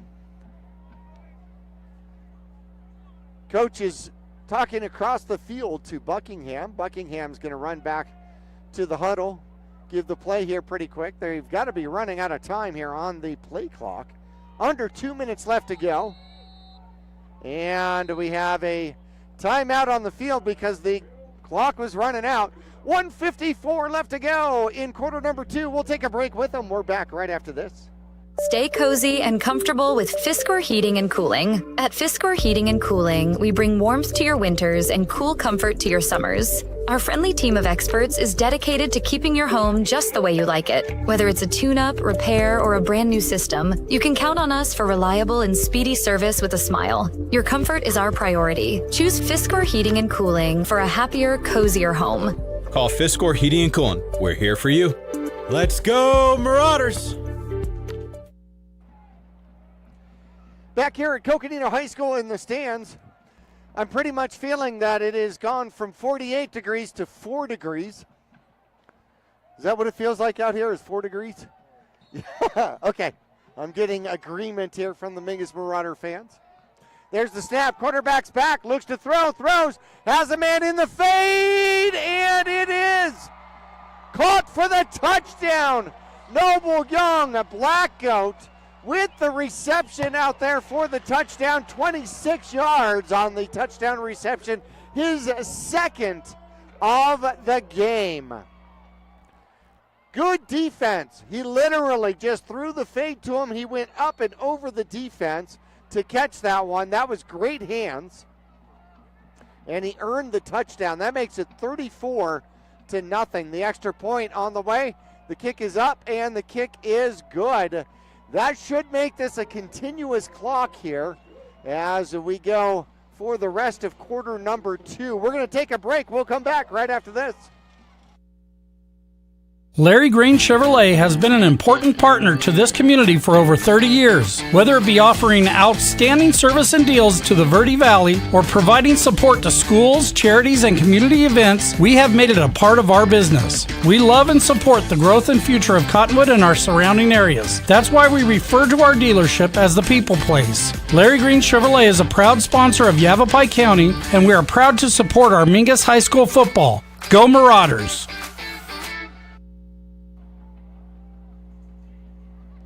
Young black goat with his second reception, touchdown reception that is, of the game. Villanueva kicking off. It's going to be deep and it's going to go into the end zone and bounce out of the back of the end zone. Mingus will start at the 20. And if I understand it correctly, it'll be a continuous clock here until the Mingus Marauders can get this back under a 35-point lead. Here comes the Marauders at their own 20. Stokes will take the helm at quarterback. 2 receivers near side, 2 receivers top side. There's the snap. Stokes is back, looks for somewhere to go, comes to the near side. It's going to be De La Haye, breaks a tackle and then gets pummeled. Absolutely pummeled. He picks up a first down. Glad he gets back up. And black goat, young black goat with a huge tackle out there. Mingus 15 yards on the reception out here to De La Haye. De La Haye cut back in and didn't go out of bounds and got absolutely leveled. 1:26 to go in quarter number 2. Here come the Marauders and they hand it off and it's going to be Remington Stokes winding his way through and close to a first down, gets an extra push from the offensive line, and it is going to be 11 yards and a first down.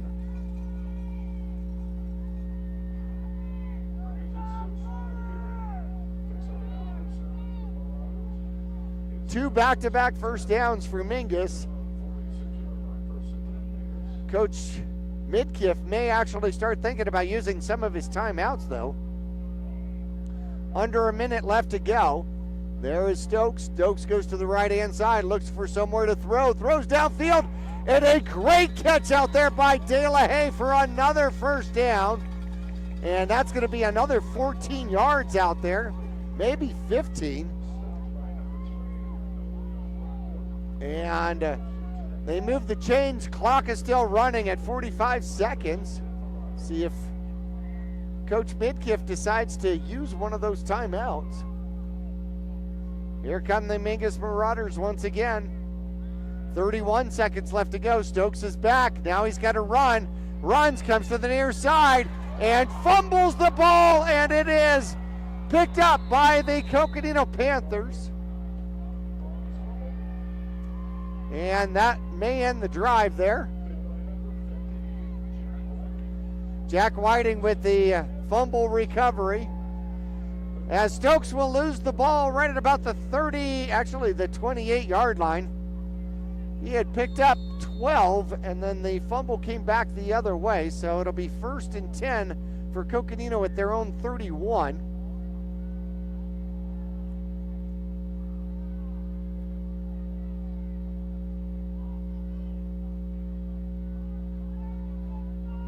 Here comes Coconino. They're not going to sit on the ball. They're going for more points. Quarterback's back, looks to throw, goes downfield, goes deep, and it is off the hands of Felix. Felix trying to collect that one in. Clock stops with 16 seconds. Probably because there are flags on the field. There we go.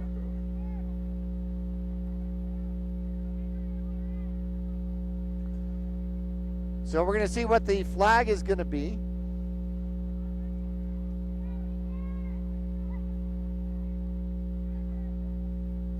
Still waiting.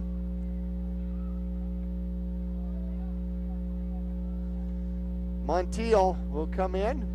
An unsportsmanlike against Coconino once again. That is like the 4th one in this game. 95 yards of penalties for the men in black out here. And it was a dead ball foul. How about that? Should be pretty soon that some of these players are getting kicked out, though. They're going to wind the clock with 14 seconds left to go. And the quarterback's going to be back to throw. Throws, and it is caught on the far side. And it'll pick up decent yardage on the reception is going to be Asher Young. Asher Young will get the ball out to the 19 or 29-yard line. That is going to come to halftime here. Interesting. Coconino did not let up off the gas, didn't expect them to do so. As the last pass out there goes for 14 yards. We are here at halftime, and it is going to be a homecoming halftime. Hopefully Mingus will get an opportunity to go find some place indoors to sit for a little while. We will be back for our Longfellow halftime report right after this.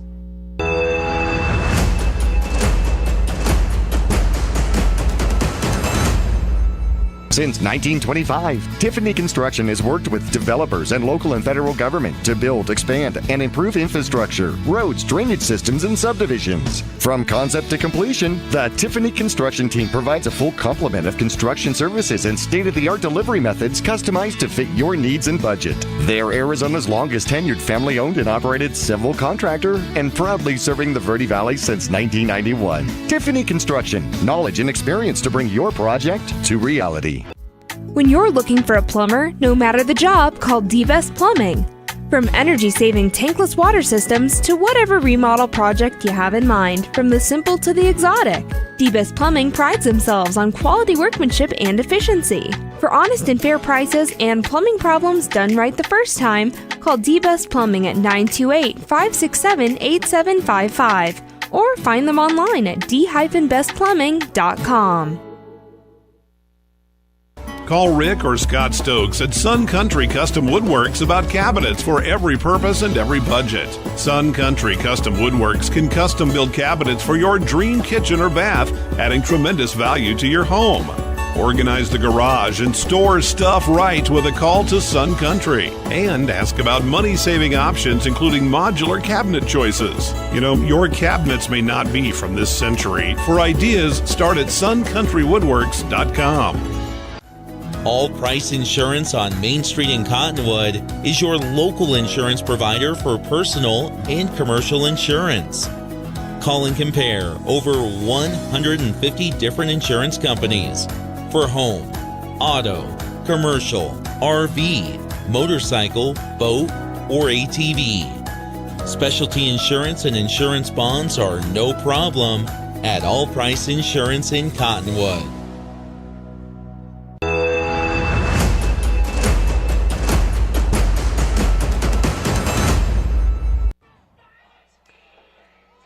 And back here at Coconino High School, home of the Panthers, as we get into our halftime show, brought to you by Longfellow Excavating.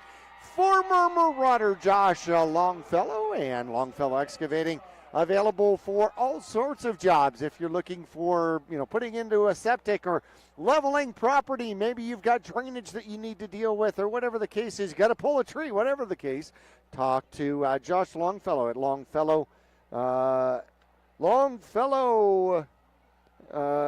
Excavating. There we go. Why did I forget that? How about that? Anyways, no job too big, no job too small. The scoring here has been all Coconino, 35-0. Here in the first quarter, 9:22 left to go. First play from the line of scrimmage, a 45-yard run from Buckingham. The extra point by Villanueva was good. Still first quarter action, 7:30 left to go. A 17-yard dash by Ramirez, his first touchdown.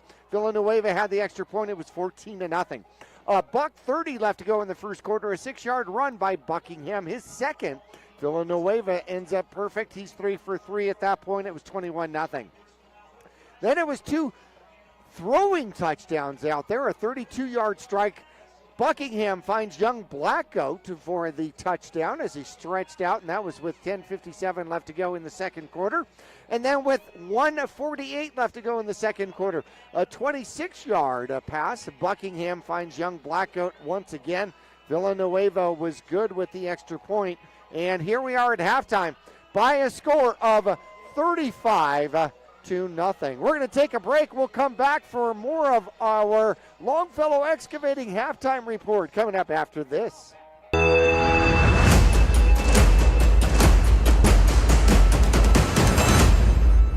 Larry Green Chevrolet has been an important partner to this community for over 30 years. Whether it be offering outstanding service and deals to the Verde Valley or providing support to schools, charities, and community events, we have made it a part of our business. We love and support the growth and future of Cottonwood and our surrounding areas. That's why we refer to our dealership as the People Place. Larry Green Chevrolet is a proud sponsor of Yavapai County, and we are proud to support our Mingus High School football. Go Marauders!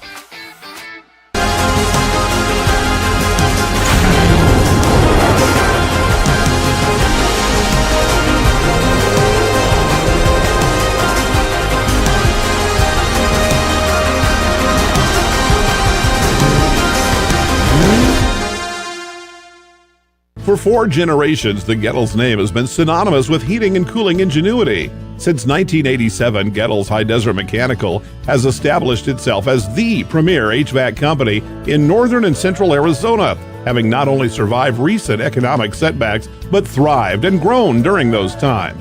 From sheet metal fabrication to equipment installation, and now comprehensive plumbing and drain services. From clogs to comfort, Gettles has you covered. Don't settle, get Gettles, and go Marauders! I'm Chris. And I'm Tandy, owners of Taylor Waste. We are homegrown in the Verde Valley and nearly your last local choice. We want to be your first choice for residential and small business garbage service. Get a free month service when you make the switch to Taylor Waste. And enjoy monthly service as low as $19 per month. Visit TaylorWaste.com for more information. Or to start service, call Taylor Waste at 649-2662. Taylor Waste, service tailored to your needs.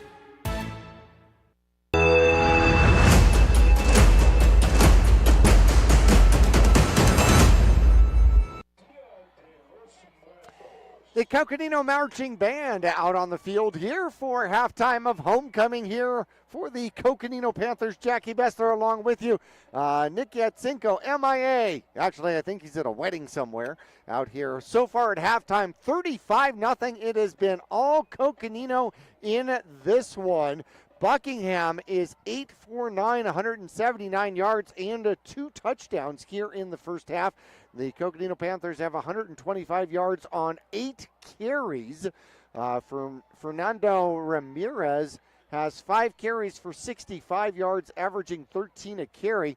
And Colton Buckingham has 3 carries for 60 yards, averaging 20 a carry. So obviously very efficient out there running the ball against the Mingus Marauders. Noble Young Blackout has been the story here in receiving. He's got 161 receiving yards on 5 receptions and 2 touchdowns in the game, averaging 32.2 yards per reception out there against the Mingus Marauders.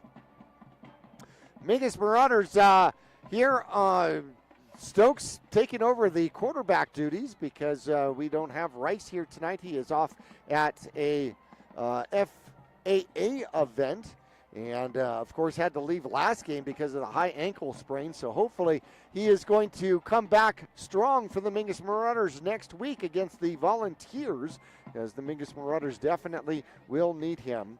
As Rain Stokes throwing the ball is 7 for 11 here, or 7 for 12 here in the first half, as he's got 47 yards, no touchdowns, no interceptions. However, the Mingus Marauders have fumbled away the ball twice and have lost 2 fumbles. Rain Stokes has got 65 yards on 17 carries. Remington Stokes has 5 carries for 14 yards. Chupp has got a couple of carries for 3 yards. The Mingus Marauders 82 yards on the ground here and 47 yards in the air, 149 yards here in the first half, but haven't been able to score. Had an opportunity where they were inside close to about the 20-yard line, got to the red zone, possibly close enough for a field goal attempt, and then unfortunately a couple of sacks took away that opportunity here for the Mingus Marauders. Well, want to thank Longfellow Excavating for sponsoring our halftime report. Of course, no job too big or too small, and throughout the Verde Valley, they are the ones to call. That's Longfellow Excavating, who has been our halftime sponsor all season long. I'd like to see if Josh will actually get on the radio here with me and do another halftime show. He did one with me last year. I want to see if he would potentially do that once again. As we take a look at some of the standings around 4A football, as you take a look at the Copper Sky, the Deer Valley Skyhawks definitely have control of that one. Ranked number 13, they are 7-0. Australia Foothills right behind them now, 6-2. They are sitting at number 16. Last game of the season will determine who's going to take the Copper Sky division. One of those will probably make playoffs, and one of them, well, maybe not.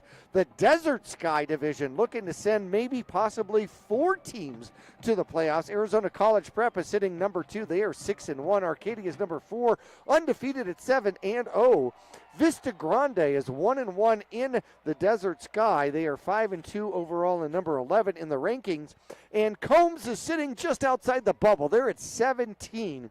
They are 5-2 on the season as well. In the East Sky Division, Snowflake sitting at number 1. They are 7-0, and they're running away with the division. Probably not going to have a problem winning the East Sky Division. Might be the only team that goes to the playoffs from the East Sky. In the Gila Division, Douglas is on top. They are undefeated in the region, 4-0, but 4-4 overall, and only sitting at number 23. Possible for them to win the Gila Division and still not get to playoffs.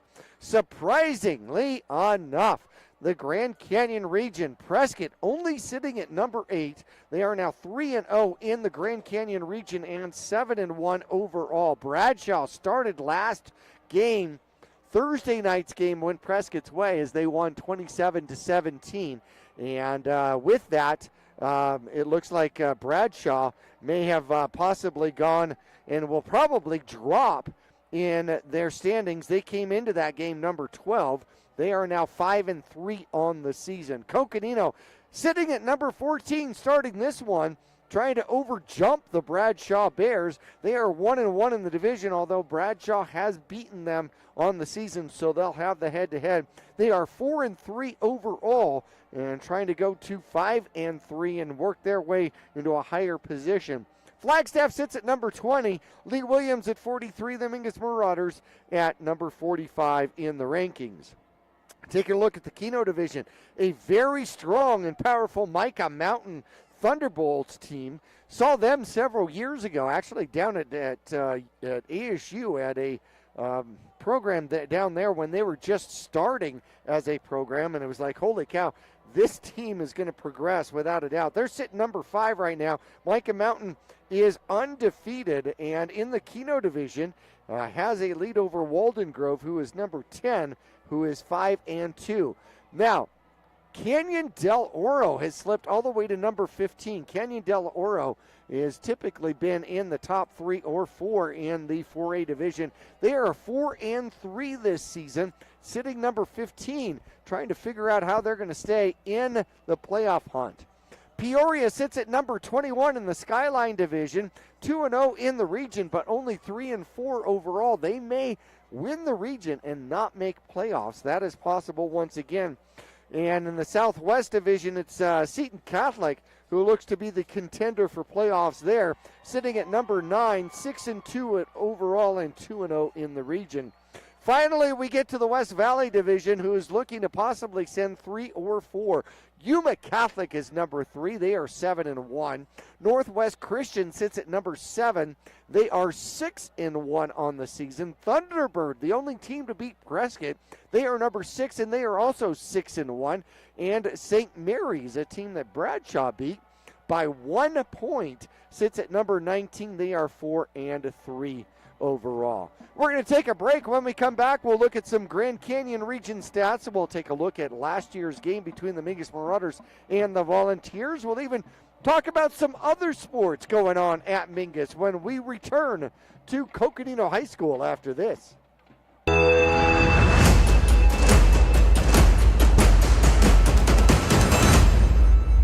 Stay cozy and comfortable with Fiskor Heating and Cooling. At Fiskor Heating and Cooling, we bring warmth to your winters and cool comfort to your summers. Our friendly team of experts is dedicated to keeping your home just the way you like it. Whether it's a tune-up, repair, or a brand new system, you can count on us for reliable and speedy service with a smile. Your comfort is our priority. Choose Fiskor Heating and Cooling for a happier, cozier home.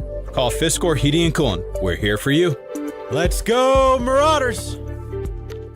For over 20 years, Roxu Screen Printers has been the Verde Valley's choice for custom business and sporting apparel. Bring your ideas and logos to Roxu Screen Printers and watch as your creations come to life. Choose from an extensive selection of items available for your company, team, or organization's logo. From t-shirts and hats, specialty items, and embroidered company attire, you can get started with a quote by calling 928-646-5734 or email dawn@rockzoo.com. That's ROKZOO.com.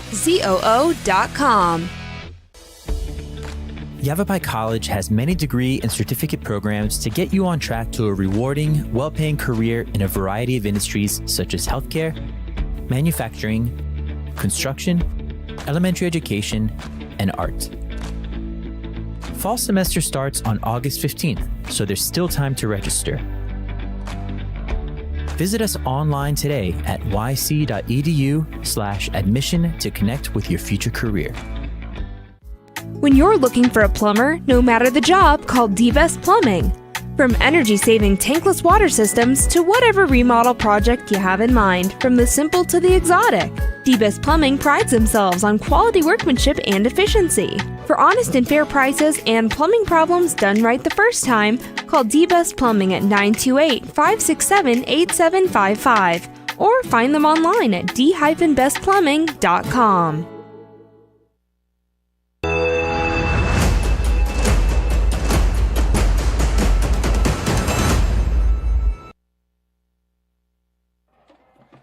And back here at Coconino High School, home of the Panthers. Panthers in control at homecoming by a score of 35-0.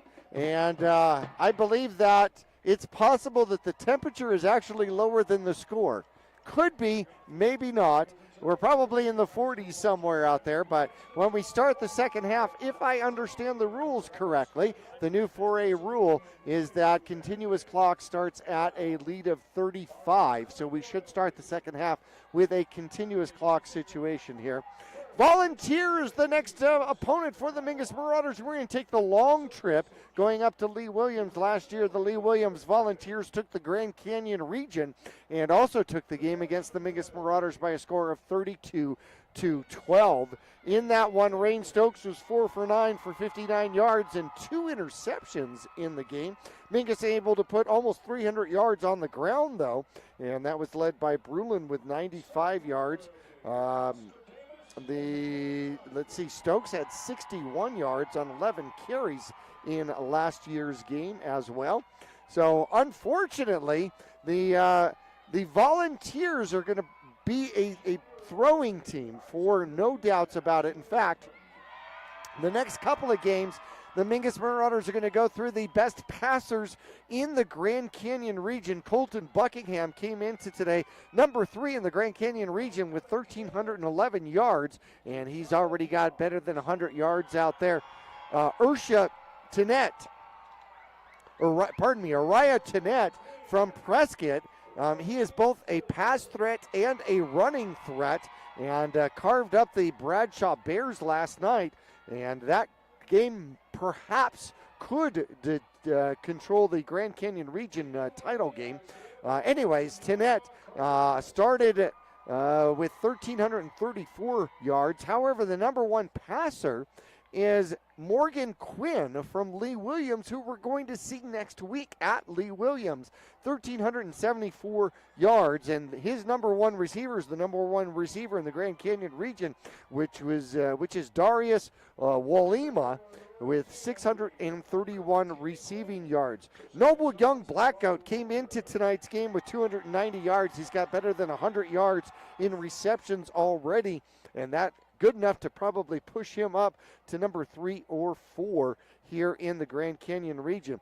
Thomas Doxtoter, from Lee Williams, over 400 receiving yards. He'll probably add to that here tonight as well. Ramirez, number 2 in overall touchdowns in the Grand Canyon region, came into tonight with 11. He's got 1 more. And if Wetzel hasn't scored, he's tied in the Grand Canyon region. He's also number 2 in yardage, and he has got 65 yards in the first half. And that puts him over 800 yards on the season so far. Rain Stokes started here tonight with 427 yards. He's got 65 yards on the ground here today as well, so he's approaching 500 yards for the season. Now, we were talking about Tenet from Prescott being a rushing threat and a passing threat. He's got 419 yards on the ground and 1,334 yards in the air, over 1,750 yards in total offense. And we will see him the last game of the season against the Mingus Marauders at Mingus.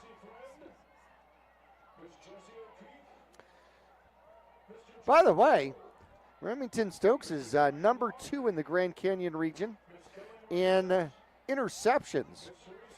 Prescott, by the way, another team that turns around and takes their quarterback and puts him in on defense. He turns around and plays a safety position for the Prescott Badgers, and he leads the Grand Canyon region with 5 interceptions on the season. How about that? No doubts indeed.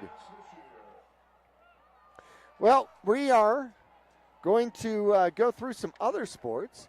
As we take a look at the 2024 season, the girls basketball game will get underway. First opponent will be an away game at St. Mary's. First home game for basketball is coming up November 22nd. Believe it or not, November is not far away. And then they get into Thanksgiving weekend with an invitational. As we take a look at the girls flag football team coached by Coach Monsibias. They are 5-2 on the season. They lost to number 11 Westview, and they picked up victory 7-3 over River Valley. I don't even know how you have 3 points. So you have a field goal attempt in flag football? How about that? Tuba City, they won 31-0. Mayor 34-6, a 7-5 victory over the Flagstaff Eagles. 10-7 over Monument Valley. And then lost to number 7 Coconino in flag football by a score of 41-0. They've got 5 games left, and they're sitting at number 10. Prescott is at number 1. Coconino at 7. The Mingus Marauders at 10. The Flagstaff Eagles at 17. So we take a look at volleyball. Well, they're coming down to the end of the season. Mingus is 7-9 going into the final game coming up October 28th, and that will be at Prescott. And the volleyball squad probably not in the money here for the playoffs.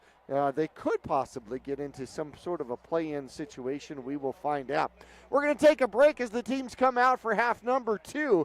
Mingus has got some work to do, down 35-0. We'll be back right after this.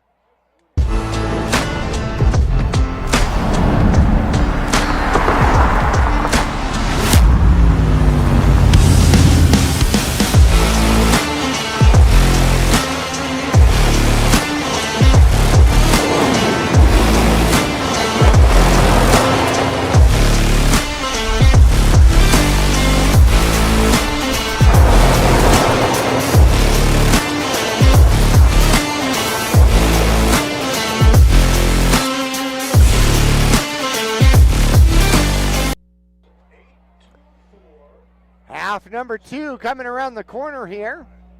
The Mingus Marauders got the ball first, so the Coconino Panthers are going to get the ball first here in the second half. So the Mingus Marauders will have their first opportunity at a kickoff here. Referees called the teams out, and the Mingus Marauders in their white away uniforms with the red numbers. They're going to go right to left across your radio dial. The Coconino Panthers in the black uniform with the white numbers out there. By the way, first half, and if I've got it all correctly, in the first half, 9 penalties against the Coconino Panthers for 95 yards, of which 4 of them were violent penalties, either blindside blocks, face masks, or unsportsmanlike. 95 yards of penalties here in the first half. Stokes is ready to kick off. And he'll put a boot into this one, and it'll come down to about the 12-yard line. It is returnable out here for the Coconino Panthers as Collard bounces to the outside and finally gets pushed out of bounds.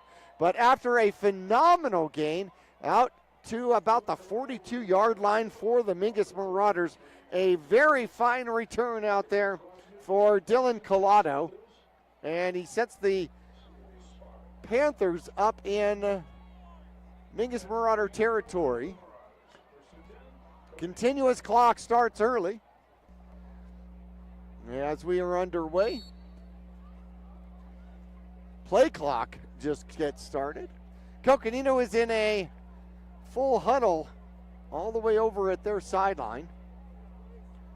They come out here as the Mingus Marauders trying to get back in this one, trailing big time, 35-0 at this point. Mingus gets set. Buckingham out of shotgun, takes it, throws to the near side. It's going to be Ramirez. Ramirez gets away from a tackler and then somehow is able to find a way to shimmy forward for a yard. So he gets a receiving yard out of that one. How about that? Should have been tackled for a loss. Had the jersey, and he just broke away.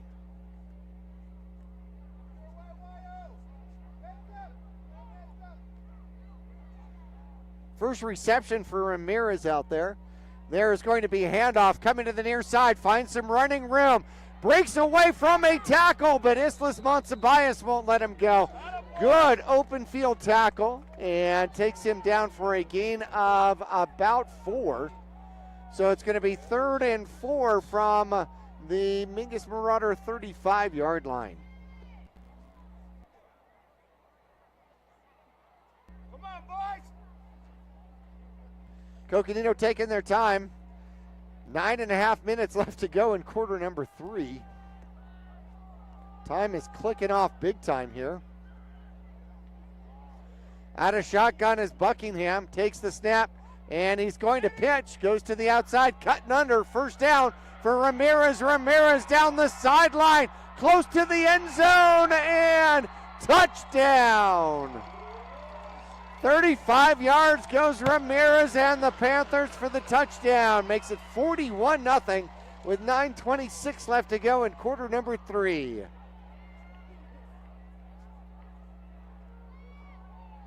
His second touchdown of the game. As he goes over 100 yards, fourth time this season. 105 yards now.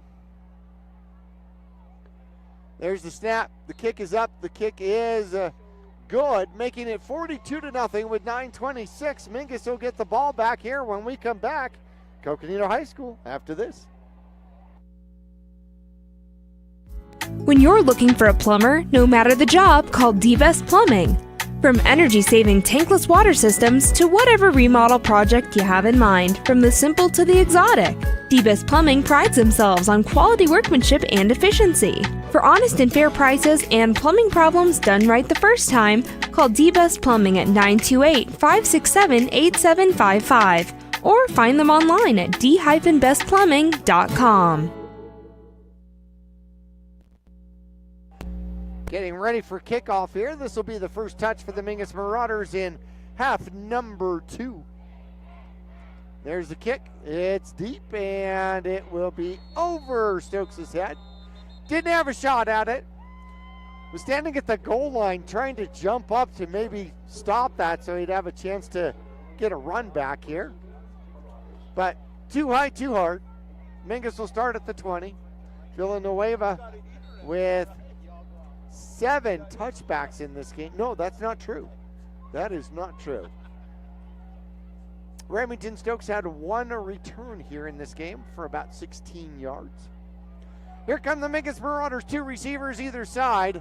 Stokes claps his hands, steps back, looks to throw, and throws, has a man, throws it a little behind De La Haye, and it'll be 2nd and 10.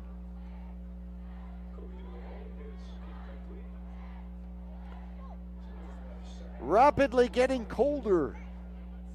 Here in the Flagstaff area, it is clear. 51, 52 degrees at kickoff. Supposed to be dropping to the mid-40s here during the game. Feels like it's dropping quicker, though. 2 backs in the backfield, different formation out here for the Mingus Marauders. There's the snap, and the handoff trying to follow Jordan Watson. Gets a little, and that's going to be Remington Stokes, I believe, on the carry, and he's going to pick up 2.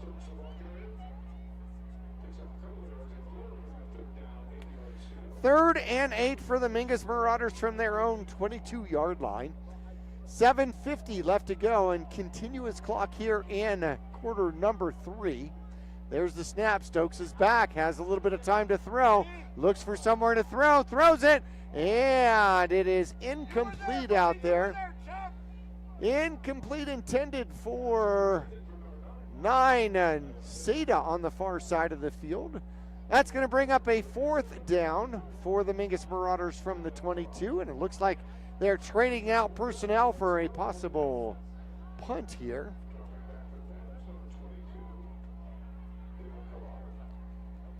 Collada will be back. He'll stand at about his 45-yard line. He's had a few returns here so far. He's been dangerous. Let's see if we can keep the ball away from him. 7 minutes left to go in the third quarter. Stokes is back for the punt. There's the snap. He gets the punt off. He kicks it. It's going to be returnable at the 47-yard line. Tries the right-hand side. It was a straight punt. He finds a lane, cuts it back inside the 10, and then steps out of bounds somewhere around the 15-yard ine. A fantastic return, but a tripping call against Coconino. Another penalty against the Panthers.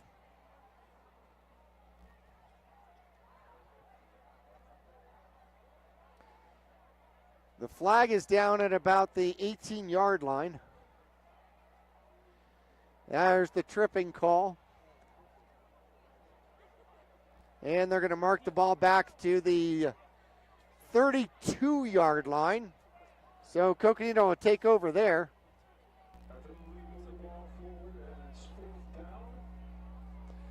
First down for the Panthers, already leading 42-0.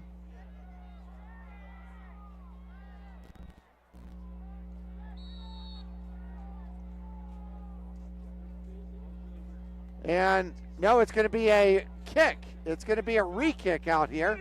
And it is taken by Collado. Collado trying to get away from the Mingus Marauders, and he does.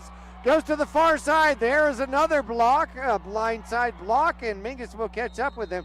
No penalty on this one.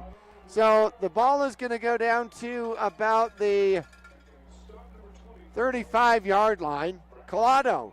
Mingus had him captured, and he just escaped. So the 30-yard line is going to be the line of scrimmage, which is about where the Mingus Marauders' original line of scrimmage was. Coconino will take over, approaching 6 minutes left to go here in quarter number 3. All the starters still out there for Coconino. Buckingham takes the snap, steps back, he's going to throw. No, he's going to run. Now he runs up the middle. Mingus gets a hold of him. And they will drive him backward for a short gain, about 4. Carson in on the tackle for the Mingus Marauders. Wearing number 62 out there. Well, they give him 6 yards.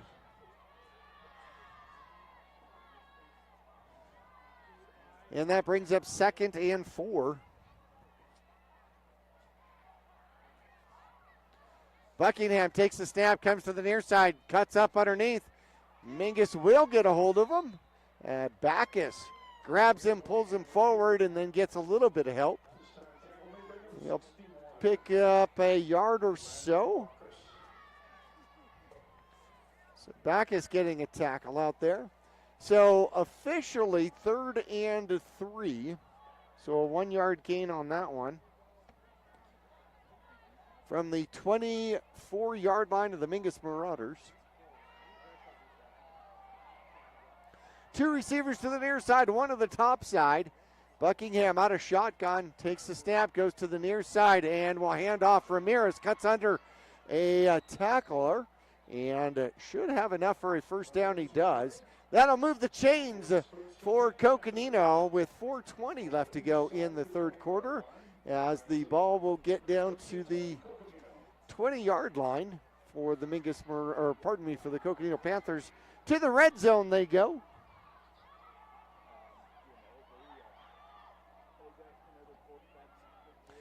Three receivers to the far side. One man in the backfield out there with Buckingham, takes the snap, and they will hand it off. Going off, following the blockers to the far side, get into the corner, around the corner, and into the end zone for a touchdown. Goes Ramirez. That's going to make it 48-0.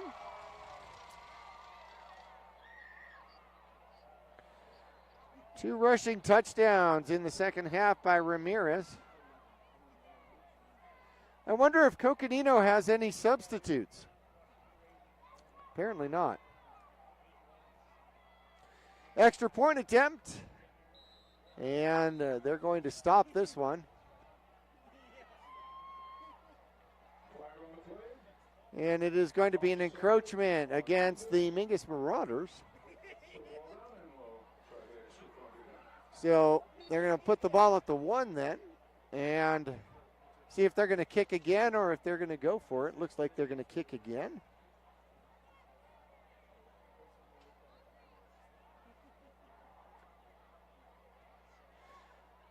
They set the tee. Villanueva trying to be perfect here on 7 extra points in the game. There is the kick. It is up. It is good. Makes it 49-0. Mingus will get the ball back here. Still trying to get off the goose egg here for half number 2. 3:46 left to go. Quarter number 3. We'll be back right after this. For 4 generations, the Gettles name has been synonymous with heating and cooling ingenuity. Since 1987, Gettles High Desert Mechanical has established itself as the premier HVAC company in northern and central Arizona, having not only survived recent economic setbacks, but thrived and grown during those times. From sheet metal fabrication to equipment installation, and now comprehensive plumbing and drain services. From clogs to comfort, Gettles has you covered. Don't settle, get Gettles, and go Marauders. And here we go with the kickoff again. Let's see if this one is returnable. It is right at the goal line for Remington Stokes. Stokes tries to come to the near side and gets around the corner, has some room, tries to cut back and gets taken down right at about the 30-yard line. Each one just slowed him down just a tad. And the best return of the game here for the Mingus Marauders is they're going to set that at the 28-yard line. So about a 27, 26-yard return for Remington Stokes out there. 3:20 left to go. Mingus Marauders should be in hurry up here. Get themselves set. There's the snap. Stokes is back, looks to throw, throws, has a man. It's going to be De La Haye. De La Haye, the right side, takes on a tackler and gets out to the 42-yard line.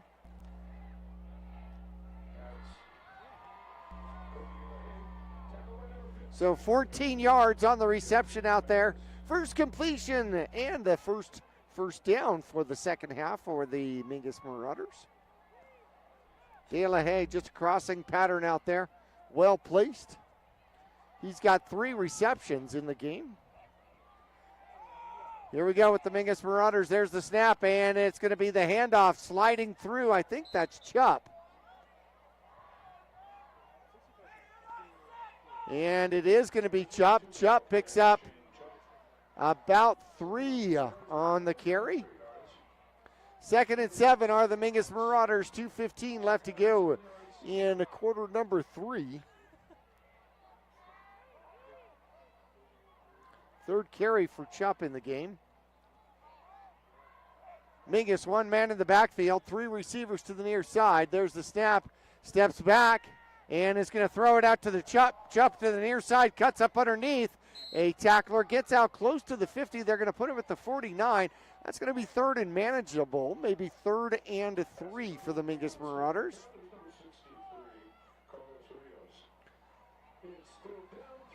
Four yards on the little toss to the near side here for Stokes. Stokes is now 2 for 2. 2 for 4 rather here in the second half.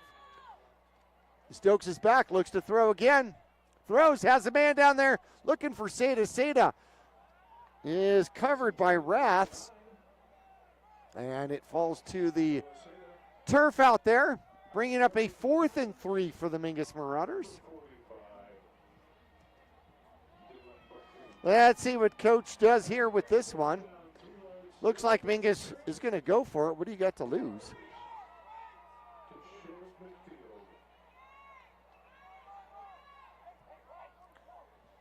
So here it is, Mingus on a 4th and 3 attempt out here. Quarterback goes to the right, looks to roll, now looks to run. Oh, and he's hit so hard at the 50-yard line. That should be short if that's the mark, and that is going to bring a turnover on downs. Hard hit, lots of helmet to helmet on that one. Stokes is tough. He's walking to the near side over here. Personal foul, helmet to helmet against the Coconino Panthers, and yet another personal foul against Coconino. Wow.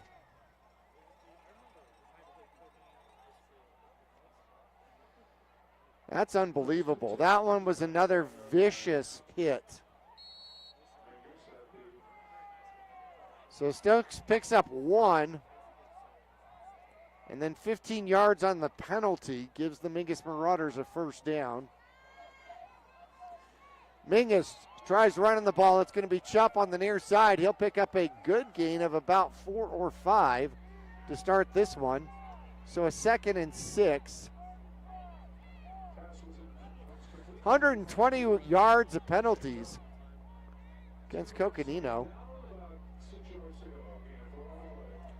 Officially 4 for Chupp on the run. And that's going to be the end of the third quarter. 49-0. They're going to switch directions. The Mingus Marauders will have a 2nd and 6 from the 31 when we return after this.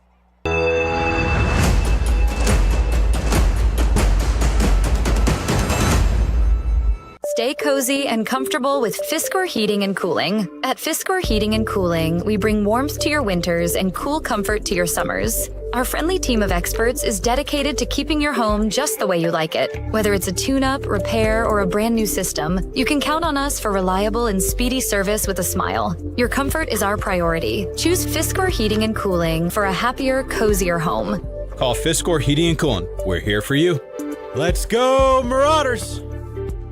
Since 1925, Tiffany Construction has worked with developers and local and federal government to build, expand, and improve infrastructure, roads, drainage systems. Well, the Mingus Marauders, they didn't take a full minute here. Mingus 2nd and 6. Stokes is back, has time, throws, has a man. De La Haye, first down. And there's another penalty flag thrown. Somebody needs to get kicked out of this game, I swear, man. That'll be another personal foul for a head-to-head hit on De La Haye. 10-yard gain on that one. Somebody needs to go sit down.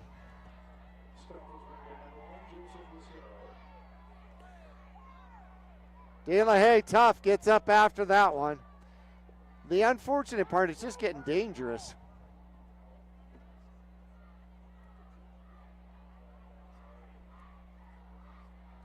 Fourth reception out there for De La Haye.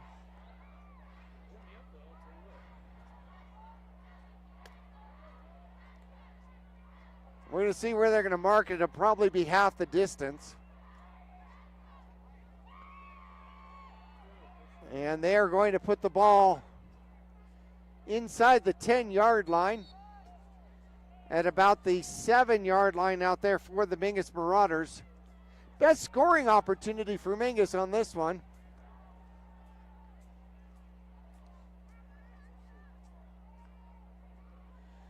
And it's going to be Stokes. Stokes tries the left-hand side. Gets covered up. Right at about the line of scrimmage. No gain on the play. They say the ball's at the 8-yard line. So 2nd and goal from the 8 now for the Mingus Marauders.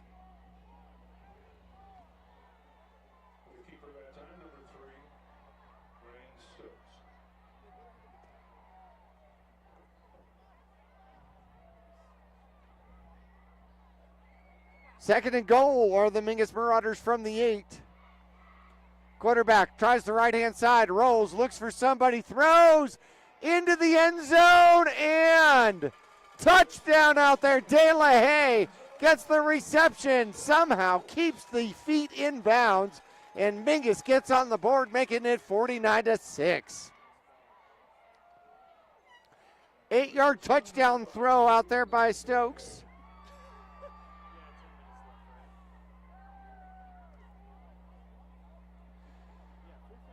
Fourth quarter, 10:23 left to go. We are still in continuous clock. Nice to see De La Haye with the touchdown out there. Mingus lines up to go for 2. And Rain Stokes throws and misses his receiver out there.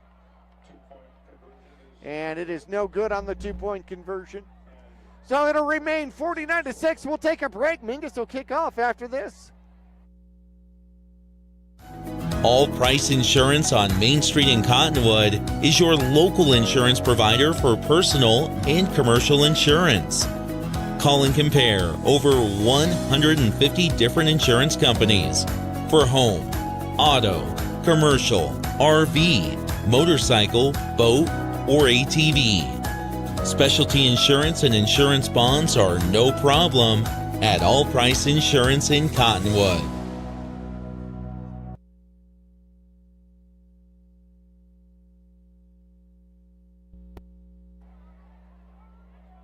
And back here, Mingus ready for the kickoff. Mingus gets the goose egg off the board, making it 49-6 with help with the 6th personal foul out there. And that one's going to roll heading toward the end zone, and it is a touchback. It almost died right there at the 1-yard line out there for the Mingus Marauders. What a great touch by Stokes. But this will be the worst starting position for the Coconino Panthers out here.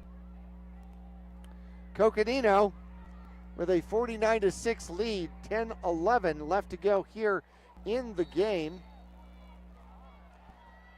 See if Coconino, well, they start the clock. We're in continuous clock.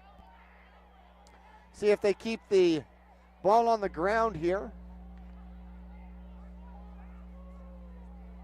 So far, Ramirez has got 2 touchdown runs here in the second half. Buckingham back in shotgun, takes a snap, hand it off. Ramirez up the middle, spins away. Nope, different runner out there, number 24 with the ball and the run. And we'll see, they give him 9 on the, second down and just a little bit. So that's A.J. Reagan, who will get 9 yards on the carry out there. One back in the backfield, it's going to be Reagan. 2 receivers. Buckingham takes his time out of shotgun. There's the snap and will hand it off. Reagan gets taken down by Longfellow, but it should be enough for a first down, and they do move the chains.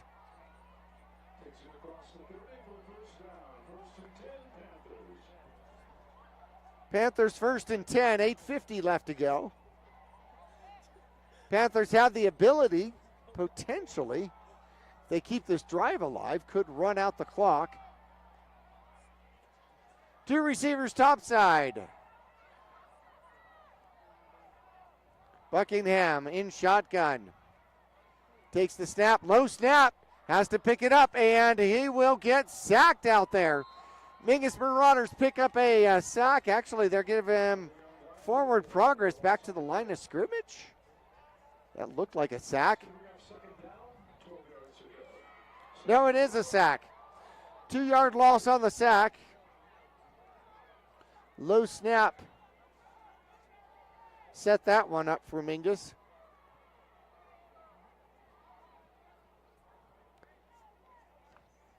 Moore comes out to the sideline, take a break. Under 8 minutes left to go, 2nd and 12. Buckingham has Reagan with him. They hand it off. Reagan tries the right-hand side. Mingus is keen in on the run and stops that one for a short gain.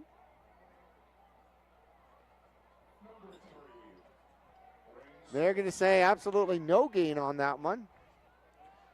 Rain Stokes gets credit for the tackle by the stadium announcer out here. 3rd and 12. Well, the Coconino Panthers from their own 29-yard line, leading 49-6 over the Mingus Marauders. Buckingham takes the high snap and will then pitch late out to Reagan. Reagan hits the sideline, spins, picks up a first down, and then out of bounds at the Mingus Marauder 49-yard line.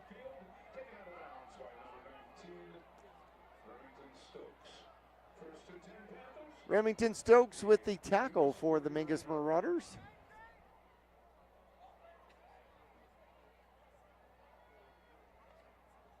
.22 yards on the run, and most importantly, Coconino moves the chains, keeps the clock rolling. Under 6.5 left to go. Buckingham takes his time out there, looking at the play clock.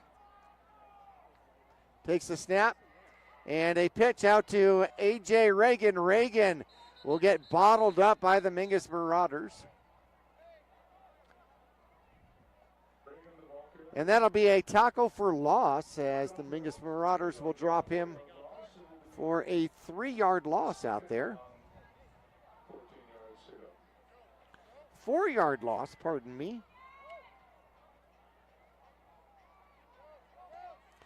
223 yards on the ground for the Coconino Panthers. Under 6 minutes left to go, approaching 5.5. Coconino breaks the huddle. 2nd and 14 from their own 47-yard line. 2 receivers topside. There's the snap, and they hand it off. Reagan goes the opposite direction. Caught from behind. An awesome tackle out there. Hausman catches him from behind and takes him down. No gain on the play.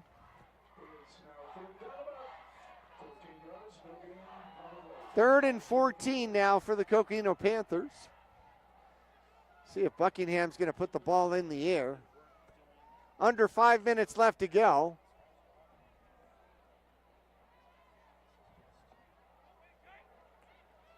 Mingus playing for the run for sure. Quarterback takes the snap, high snap. He's going to run, falls, slips down, and that's going to bring up a 4th down. Hausman will get the cover and the sack out there, and that'll be a loss of another 3 or 4 out there.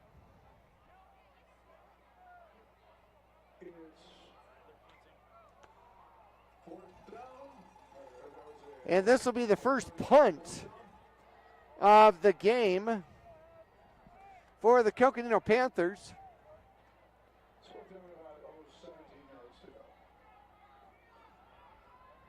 Coconino has quite a punting. They have quite a punting game. Watching warm-ups here, their punter was actually punting the ball 45, 50 yards in the air. Mingus is set to come at it. High snap, it's over his head, and he goes to pick it up, and it'll be knocked away. Mingus will cover it. Doesn't matter, Mingus is going to get the ball anyway. Coming back up with the ball is going to be the Coconino Panthers, but Mingus is going to have the ball at the 11-yard line with 3:40 left to go here in the game. High snap up over the punter's head, and he tried to run it down, pick it up, got pushed off the ball, and then the ball continued to go backward a little bit more. Mingus, doesn't matter if they covered it or not. The only thing that they could have done is maybe pick it up and run with it. So Mingus will get themselves set. 2 backs in the backfield here with Stokes. There's the snap. Stokes steps back, looks to throw, throws, and it is off of the chest out there. Tried to get the ball to Felix. Incomplete. 2nd and 10 from the 14-yard line. Prior to that one, Stokes had been 4 for 4 in his last 4 attempts. 2 receivers near side, 2 receivers top side. 2:50 left to go in the ball game. There's the snap. Stokes is back. He's in trouble. He's got to run. Gets close to the near side and it gets run over. And that'll go for a sack and a loss, a significant loss, as the ball is going to be back outside the 15-yard line. So 3rd and 12, a 2-yard loss out there. Turf Monster got him. He slipped.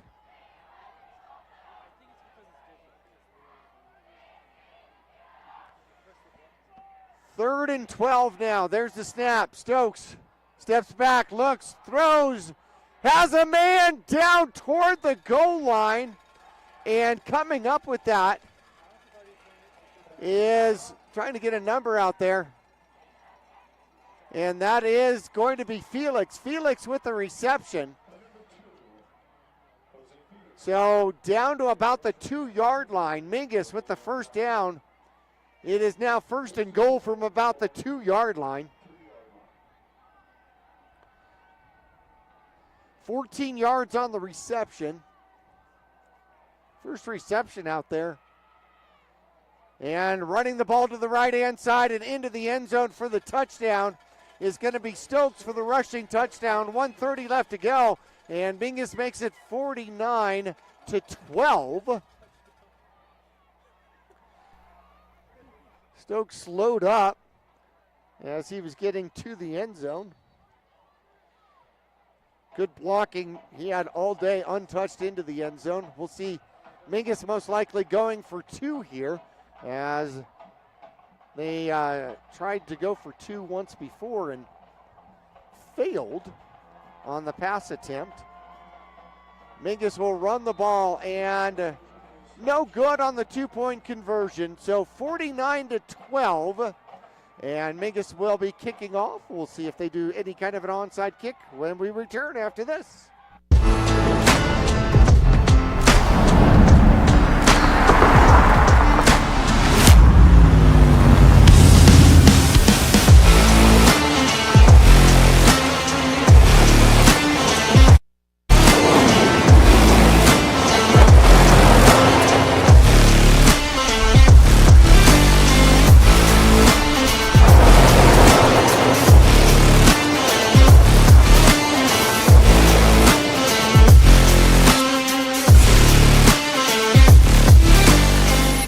Well, the 2-yard run by Stokes makes it a little bit better, 49-12.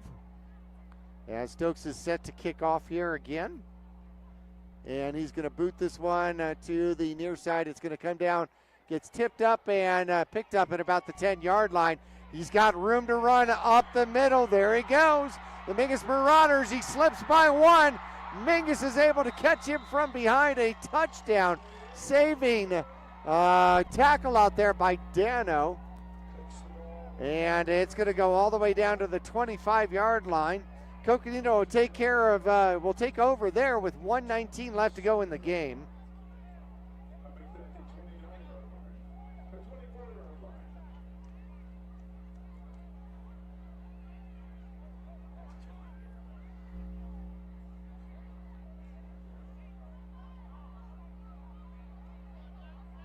Here come the Coconino Panthers. As soon as they start the clock, they should be able to run out the clock. See if they're just going to go into victory formation here.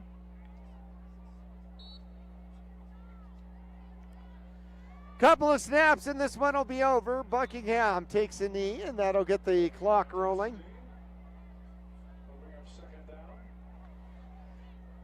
Think he'll need to do that one more time if he times it out correctly. Well, Mingus Marauders will be on the road coming up next week. It'll be back-to-back road games. This one to Coconino. Next week, it'll be to Lee Williams. And the long trip to the Kingman area. We'll be on the road here for you. And you can catch the game on KYBC AM 1600, 96.3 FM. Or, of course, Verde Valley TV. Sparklight Channel 1056, so you can watch it on demand on our Cablecast channel, or if you prefer, maybe even the YouTube channel. Coconino won't have to snap once again. That's going to be the final here as Coconino Panthers to win a homecoming by a score of 49-12 over the Mingus Marauders. We're going to take a break. We'll get into our postgame coming up right after this.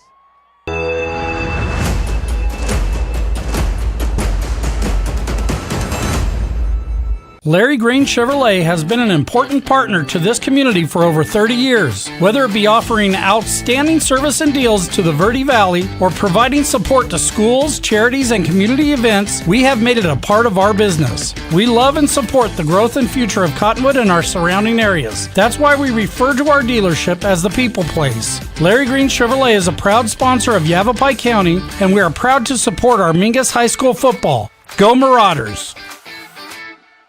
When you're looking for a plumber, no matter the job, call D-Best Plumbing. From energy-saving tankless water systems to whatever remodel project you have in mind, from the simple to the exotic, D-Best Plumbing prides themselves on quality workmanship and efficiency. For honest and fair prices and plumbing problems done right the first time, call D-Best Plumbing at 928-567-8755 or find them online at d-bestplumbing.com. I'm Chris. And I'm Tandy, owners of Taylor Waste. We are homegrown in the Verde Valley and nearly your last local choice. We want to be your first choice for residential and small business garbage service. Get a free month service when you make the switch to Taylor Waste. And enjoy monthly service as low as $19 per month. Visit TaylorWaste.com for more information. Or to start service, call Taylor Waste at 649-2662. Taylor Waste, service tailored to your needs. Call Rick or Scott Stokes at Sun Country Custom Woodworks about cabinets for every purpose and every budget. Sun Country Custom Woodworks can custom build cabinets for your dream kitchen or bath, adding tremendous value to your home. Organize the garage and store stuff right with a call to Sun Country. And ask about money-saving options, including modular cabinet choices. You know, your cabinets may not be from this century. For ideas, start at suncountrywoodworks.com.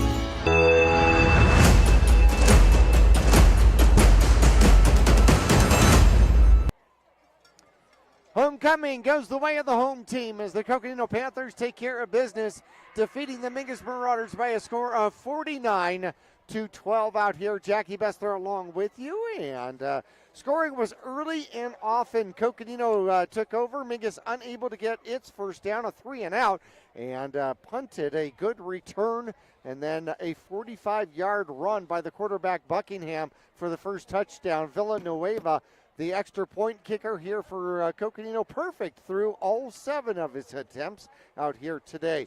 Second touchdown, still first quarter, a 17-yard dash by Ramirez, his first of 3. Then with 1:30 left to go, Buckingham, his second touchdown, another rushing touchdown, and it was 21-0 at the end of quarter number 1. Quarter number 2 gets underway with a 32-yard strike. Buckingham finds young Black Goat for the extra point, and it was 28-0. And then before the end of the half, 1:48 left to go, a 26-yard pass, Buckingham to young Black Goat again, and it was 35-0 at halftime. Third quarter action under continuous clock, 9:26 left to go, a 35-yard run by Ramirez, and it was 42-0. And then a 3:46 left to go, third quarter. Ramirez running again, this one 20 yards around the corner for the touchdown. It was 49-0.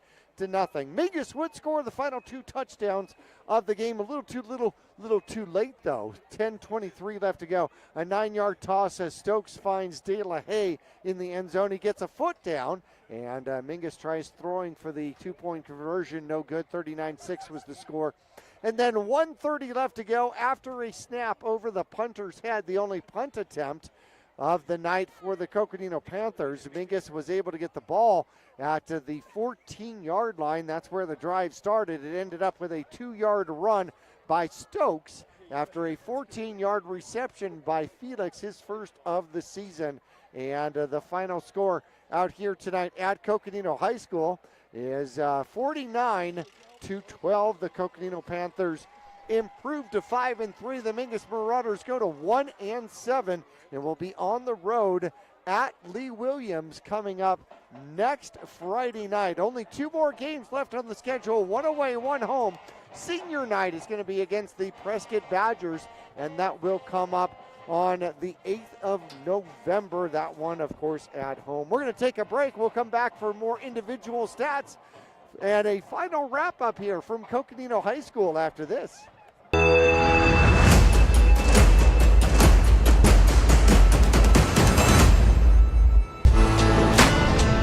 Have a good one.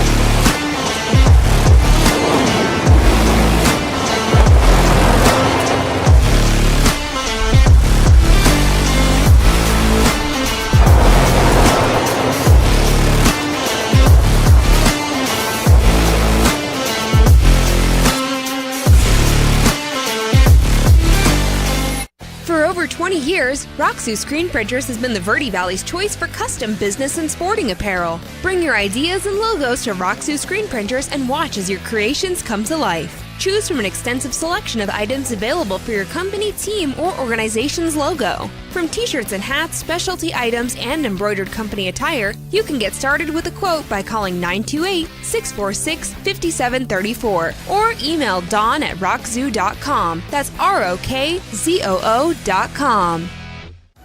All Price Insurance on Main Street in Cottonwood is your local insurance provider for personal and commercial insurance. Call and compare over 150 different insurance companies for home, auto, commercial, RV, motorcycle, boat, or ATV. Specialty insurance and insurance bonds are no problem at All Price Insurance in Cottonwood.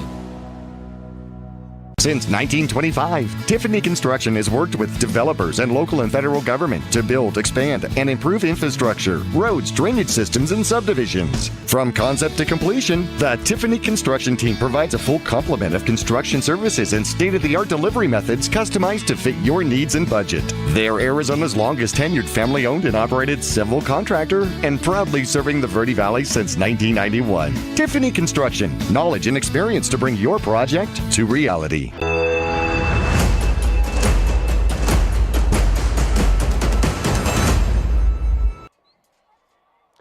Back here at the stands here at Coconino High School, they put us on the Mingus side here, and Mingus filled the bleachers with spectators and rooted on the Marauders. However, they fall short here tonight by a score of 49-12. Buckingham for the Coconino Panthers, near perfect performance, 9 of 10, 180 yards and 2 touchdowns in the game. On the ground, 7 carries, 61 yards. Last 2 touches, though, were sacks, as the Mingus Marauders just coming after the run blitz pretty consistently. Ramirez on the ground, 9 carries, 129 yards, 3 touchdowns. That puts him at 14 touchdowns on the season. And in a little bit of a wrap-up time here, A.J. Reagan ends up with 6 carries and 29 yards, 219 yards on the ground, 180 yards in the air, and almost a 400-yard performance out there for the Coconino Panthers. The leading receiver, of course,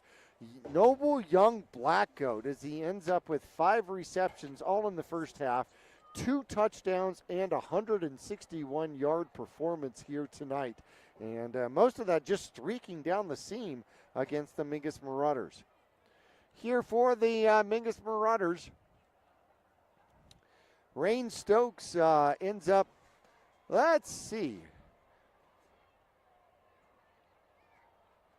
12 of 20 in the game, 12 of 20 in the game, 97 yards and 1 touchdown, no interceptions. Unfortunately, the Mingus Marauders did give up the ball in a couple of 4th down conversion attempts that did not go their way, and gave up the ball a couple of times on fumbles in the game.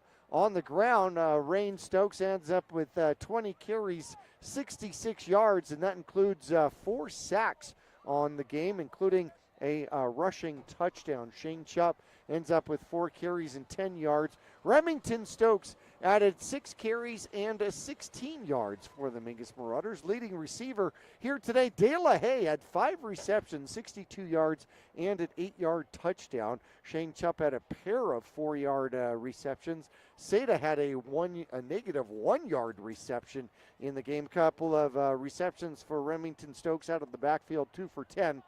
Felix got his first reception of the season, a 14-yard reception. Took the Mingus Marauders down to the 2-yard line, which was just previous to the Stokes 2-yard run for the touchdown. So Mingus ends up with 92 yards on the ground and 97 yards in the air, and they do score 2 touchdowns here, but fall to the Coconino Panthers on homecoming by a score of 49-13. The Mingus Marauders will be on the road next Friday night, going to Lee Williams, trying to come back from a 32-12 defeat last year. The Lee Williams squad last year, the Grand Canyon Region champion. This year, struggling with just 1 victory. So Mingus on the road, trying to come up with the 2nd victory of the season, possibly. Both teams will be looking at the same possible situation here as we come up into next week's game, and we'll be on the road. And of course, you can catch that game on the radio, KYBC AM 1600 96.3 FM, or on Sparklight Channel 1056. You can go to our cable cast and download the app and watch all of your Mingus Marauder sports, city council meetings, and so much more. Parades, the Cottonwood Christmas Parade will be coming up here pretty soon as well. Or you can go to our YouTube channel if you prefer to view and watch that way. All right, want to thank all of our camera people out here, Mike Barkley and Sam Jocham in the truck as our producers here, our camera crew here tonight, Tristan Wright, Titian Beltran, and Raphael Beltran, bringing you all the scenes and sounds and sights and pictures for the Mingus Marauders and Coconino Panthers. Final score here tonight, Coconino victorious over the Mingus Marauders 49-13. It is cold. I want to go home. I'm going to wish you good night, everybody. Your 2024 Mingus Marauders, brought to you by Jones Ford Verde Valley, Arizona's best. On 260 in Cottonwood, visit Jones Ford today. All Price Insurance in Cottonwood, helping you find the best option for your insurance coverage. Larry Green Chevrolet. Visit them on Rodeo Drive in Cottonwood or shop completely online at LarryGreenChevrolet.com. Sun Country Custom Woodworks, serving Arizona for over 10 years. Tiffany's Construction Value, engineering on every project. Rock Zoo Screen Printing, serving the Verde Valley screen printing needs for over 30 years. Reese's Tire and Automotive Tire Pros, more miles for your money. Gettles High Desert Mechanical, heating, cooling, and plumbing. Don't settle, get Gettles. Consideration also provided by Jennifer Griffin State Farm Insurance. Like a good neighbor, State Farm is there. Fiskor Heating and Cooling, serving Northern Arizona residents and businesses. They're here for you. Taylor Waste, the best local option for service tailored to your needs. D-Best Plumbing, they simply believe in getting it right the first time. Yavapai College, serving students with opportunities and resources at 6 campuses across Yavapai County. Longfellow Excavating, we dig your ideas. Call 928-300-3792. This has been a presentation of Mingus Marauder Football on Verde Valley Television. Any reproduction without the express authorization of Verde Valley TV or Yavapai Broadcasting is strictly prohibited. Visit VerdeValleyTV.com for a full list of content, including previous Marauder games and other great community programming.